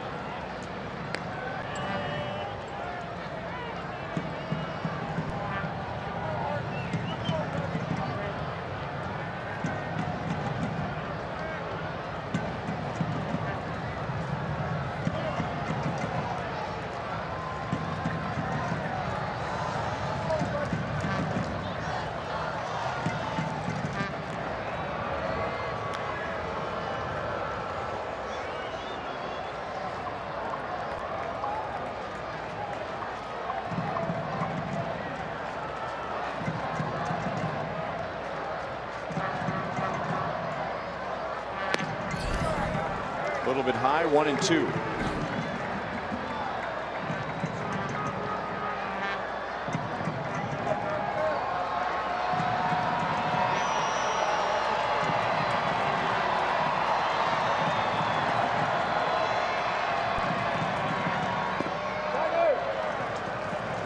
Two balls and 2 strikes on Semien.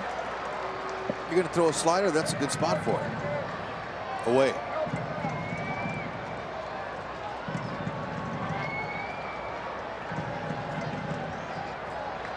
Kelvin will tell you that pitch he threw to Lowry was not a good pitch. Out into right center field. Kane is there, and that's the inning. So the A's tie it on the pinch hit, base hit from Lowry, and now the Royals will have Mike Moustakas, Lorenzo Cain, and Eric Hosmer as we go to the 8th inning.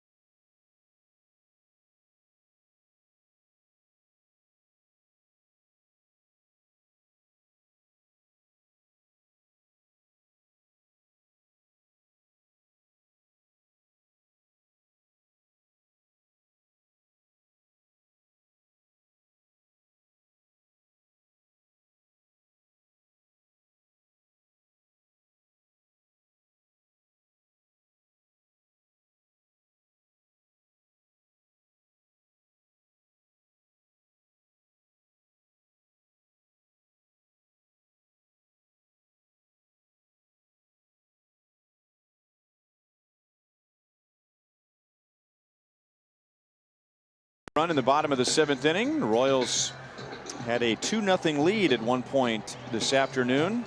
That was when Mike Moustakas connected in the 3rd inning against Chris Bassitt.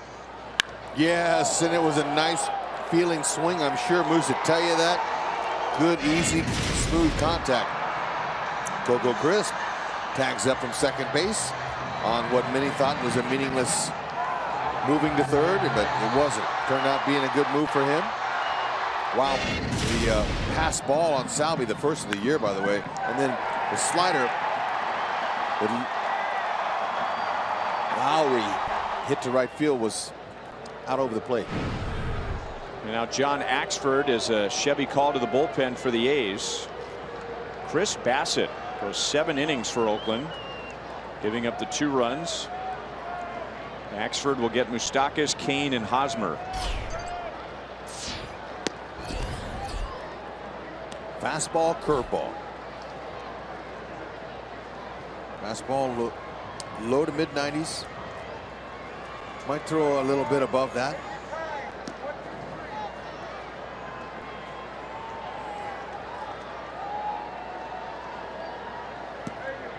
Big curveball makes it 1 ball, 1 strike. Royals saw Axford yesterday, pitched an inning and 2/3, coming on in relief of Sonny Gray. And over that stretch, he got Moustakas to ground out to short.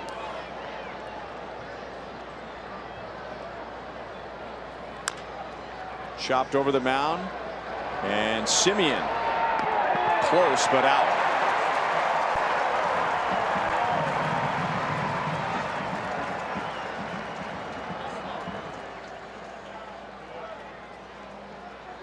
Well, a week from today, we'll be at Kauffman Stadium and have Family Fun Day Sunday presented by Academy Sports and Outdoors. Before the game, kids will enjoy face painters and entertainment in the outfield experience, and then pregame player autographs, signature Sundays on top of the Royals dugout, also presented by Academy Sports and Outdoors. And after the final out, kids 14 and under can run the bases like a big leaguer in the Skippy Fun Run. That'll be a game with the Royals and the Orioles.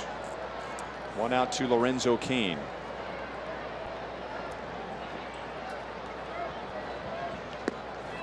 Axford came in last night and he was using that big curveball, but he was really good with his command on his fastball, hitting the spots, and he was throwing it 95.7 miles an hour.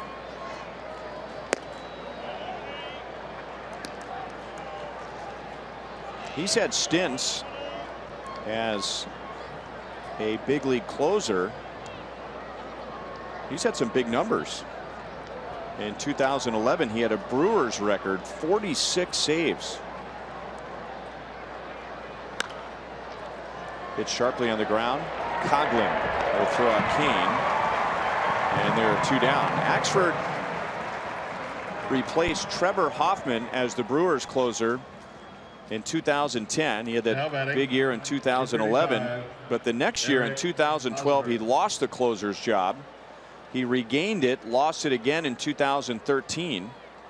He became the Indians closer in 2014, and then he lost that closer's job, and the A's aren't going to ask him to fill that role. He's going to pitch the 7th inning in front of Doolittle and Madsen.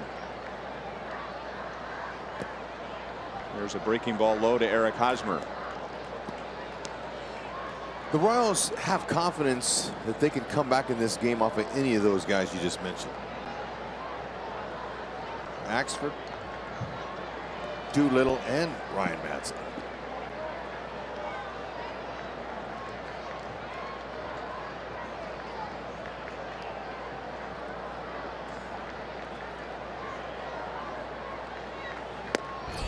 Fastball is inside, 2-0. Hosmer faced Axford yesterday and grounded out to second base. He is 1 for 3 today with a 2nd inning double and a run scored.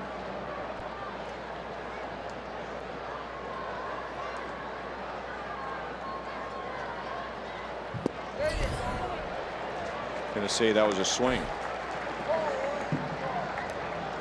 Remember to vote for the Royals Player of the Month at one of the 7 Rally House locations in the KC metro area. All participants will be entered to win a majestic prize pack.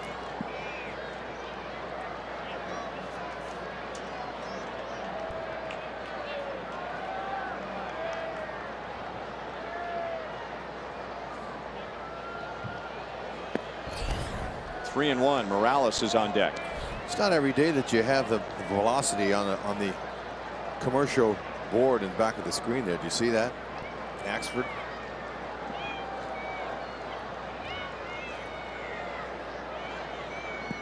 95.7. No matter what he throws. That's right. And the last one was just right at 96, but 95.7 is how hard he throws.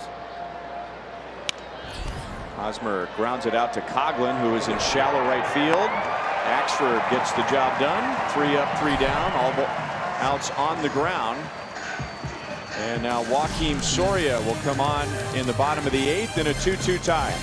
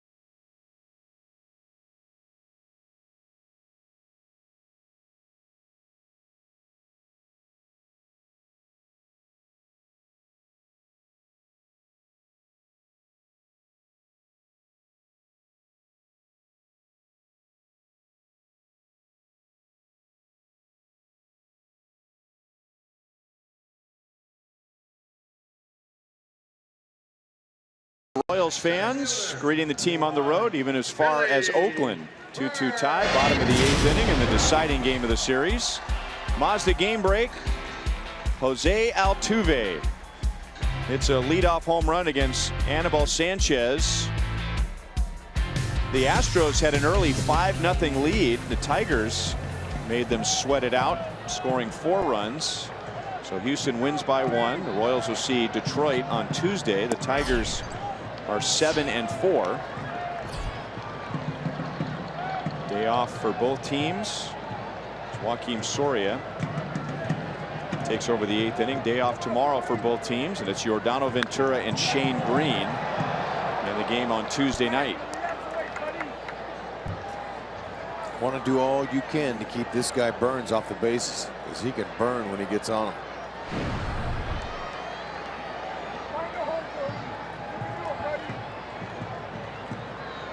Soria pitched a scoreless 8th inning on Friday night, working around a couple of 2-out base runners. He's ahead of Burns, 1 ball, 2 strikes. Burns at the moment is the most difficult hitter in the major leagues to strike out. He has not struck out this year in 34 plate appearances. And that's the type of statistic you'd like to have from a player of his style. If anything, just put the ball in play and use your legs. Yep.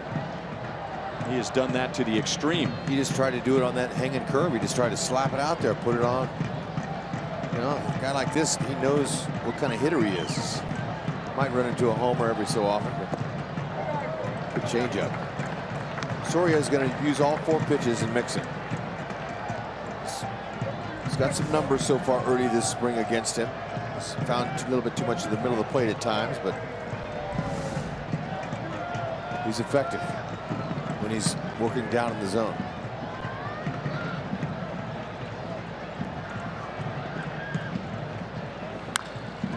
On the ground and past Hosmer. Fuentes is going to have to hurry. And Burns is going to round second and go to third. A leadoff triple for Billy Burns, and Fuentes had to play that as quickly and perfectly as he could to keep Burns at second base, and he didn't field it as cleanly as he wanted to in the right field corner. Yeah, definitely not what they wanted. Soria, let's see if he's on the inner half. Burns just pulls his hands in. He knows what he's going to do. He's going to slap the ball. And he just got one he can handle. He pulls it. And that was a tough chance by Hosmer, and especially for Ray Fuentes down the line. The ball hugs and stays in that corner there. Couldn't quite pick it up, keep him from getting a triple. And now the infielder will have to come in and see if they can get some outs or give him the lead. Fastball right by Coco Crisp.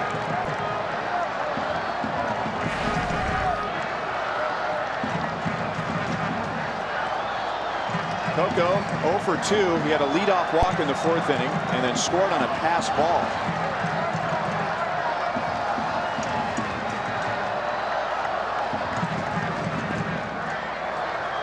Walk by Sal, 1 ball, 1 strike. 71 miles an hour with that curveball.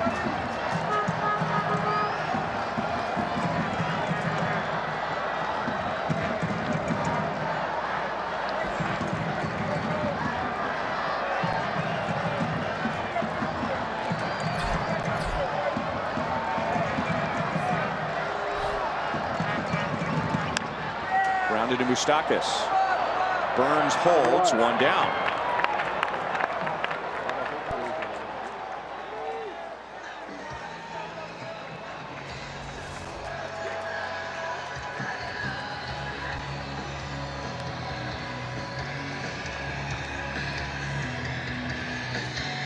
Okay, that's just perfect.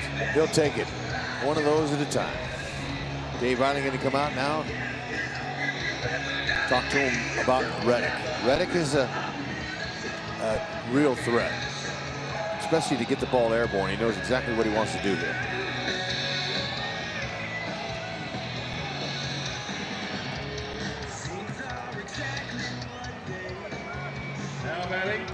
Royals also have Number 22. a couple of open bases to work with.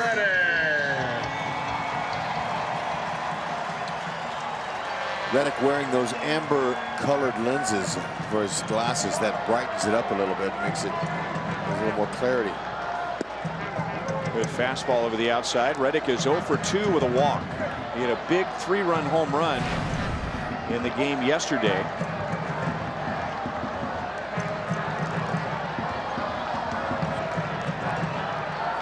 Trying to get him to chase one upstairs. That was too high. Salvi's the quarterback. Pitch before this. Watch how Salvi makes this look good. See how he's on the outer half of the plate and he hits the corner, and it appears the home plate umpire, Brian Gorman, that it looks better than it really was. It's called helping your pitcher. 68 miles an hour with that breaking ball from Soria. On Friday night, Reddick was the first man that Soria faced, and he got him on a ground ball to second. Changeup, and he laid off of it. He really hasn't given him anything good to hit. He's thrown a strike, but that was right on the outside edge of the plate. And this is a great spot for it, too. Keep it away from it.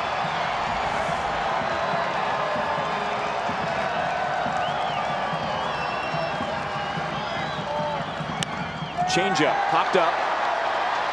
Burns tags. Kane wants it. Kane gets behind it. Burns to the plate. And the A's take a 3-2 lead as Josh Reddick comes through with a sacrifice fly.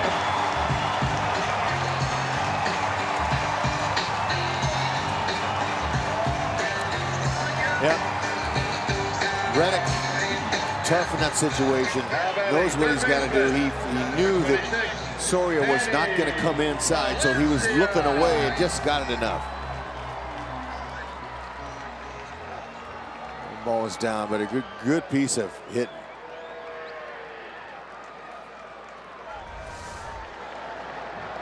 Danny Valencia, it's not like he cracked his bat, and it's caught by Fuentes in right field. Billy Burns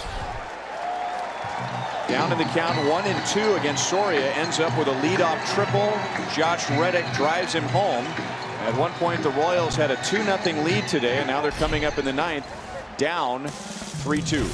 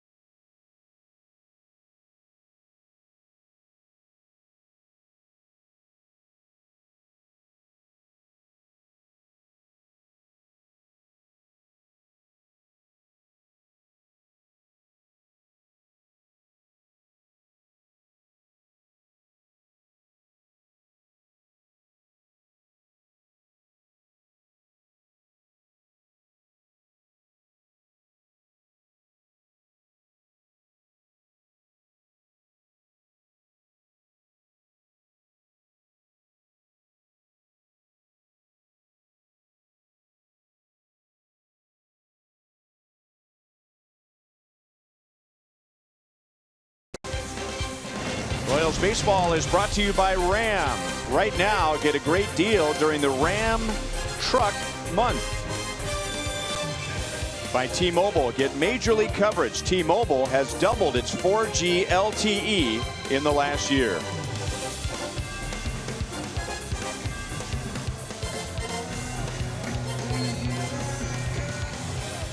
Three to 2 A's. We've had gorgeous weather the entire 3 days. Ryan Madson on for the save. Madson saved the game yesterday, although he allowed a run. Coming on with a 3-run lead. He doesn't have that luxury today. Madson saved his third. That leads the A's. He'll get Morales, Gordon, and Perez. And a little pop-up. That's into the sun. And Valencia is there to make the catch. So in any save situation, you want to get the leadoff man. In any inning, you want to get the leadoff man, but especially in a save situation, and that's so important against the Royals because that guy right there, Terrence Gore, you know Bob Melvin is aware of him, and if Morales gets on, Gore comes on, and Morales could reach with a single or a walk, and that immediately turns into a double. Possible triple. Low, 1 ball and no strikes to Alex Gordon. Alex drove in the Royals' first run back in the second inning. He's 1 for 3. Changeup. We saw that all last year. Ryan Madson with one of the best changeups in the American League. He's mostly been a National League pitcher before last year. And it's just got great sinking, tailing action off of the same arm speed as that fastball, and that's what makes that pitch so good.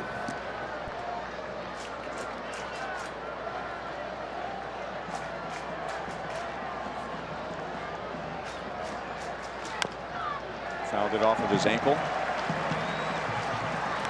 Coming up after the game, Boulevard Royals Live with Joel and Monty. Royals are hoping to tie it, if not more, here in the 9th inning, but no matter what happens, it'll be a winning road trip through Houston and Oakland. It's just a matter of whether the Royals go home at 4-3 or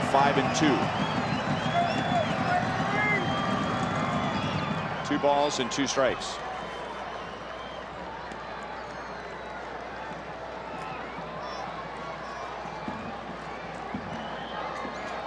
And I would imagine if Gordon gets on, especially if Salvi does, that even then we'll see Gordon come in. You know, I was thinking about that. I was just going to ask you that question, and now it's a moot point. And boy, you hardly ever see Alex Gordon react like that.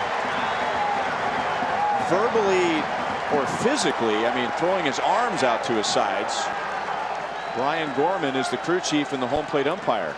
Pitch is too close to take with 2 strikes. Salvador Perez.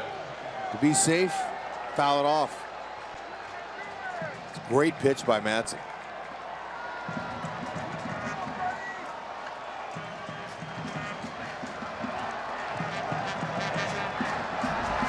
Salvador Perez keeps the Royals alive. And here comes Terrence Gore. So Kendrys Morales, absolutely. Terrence Gore runs for him. Alex Gordon, that would have been an interesting one to debate. Salvador Perez is a given. So Gore will try and get into scoring position for Ray Fuentes. This was Terrence Gore pinch running a week ago against Minnesota. Went to third on that throwing error by Trevor May and then scored on the wild pitch by May. Royals win and sweep.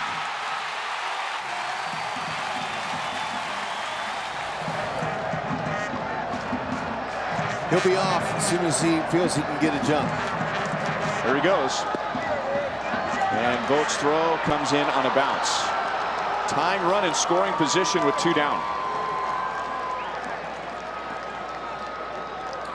Stephen Vogt, he's going to go out there and say, hey, look now,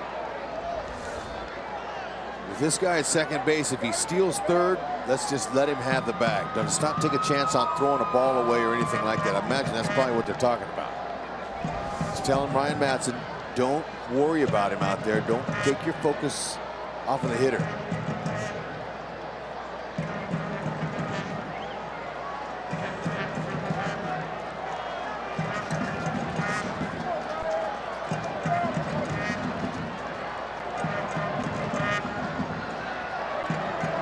And if the situation's right, even though you don't want to end the game at third base, Fuentes can get you an infield hit. He may try and take third base. Fuentes has the speed to beat a little dribbler on the infield, so there is some value only if it's a given to advance 90 feet for Gore to try it. We'll see. 1 ball, 1 strike. Yeah, I mean, he'd get in there standing up. He is not running. And Fuentes, line drive, caught at first by Alonso.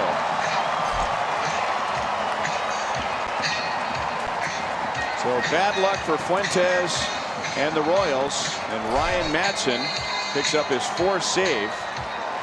And the A's come from behind and beat the Royals. The Royals had a 2-0 lead at the end of 3 innings, and they did not score again. Oakland gets 1 in the 4th, 1 in the 6th, 1 in the 8th. They survive a scare in the 9th as Fuentes lines out with Gore at second base.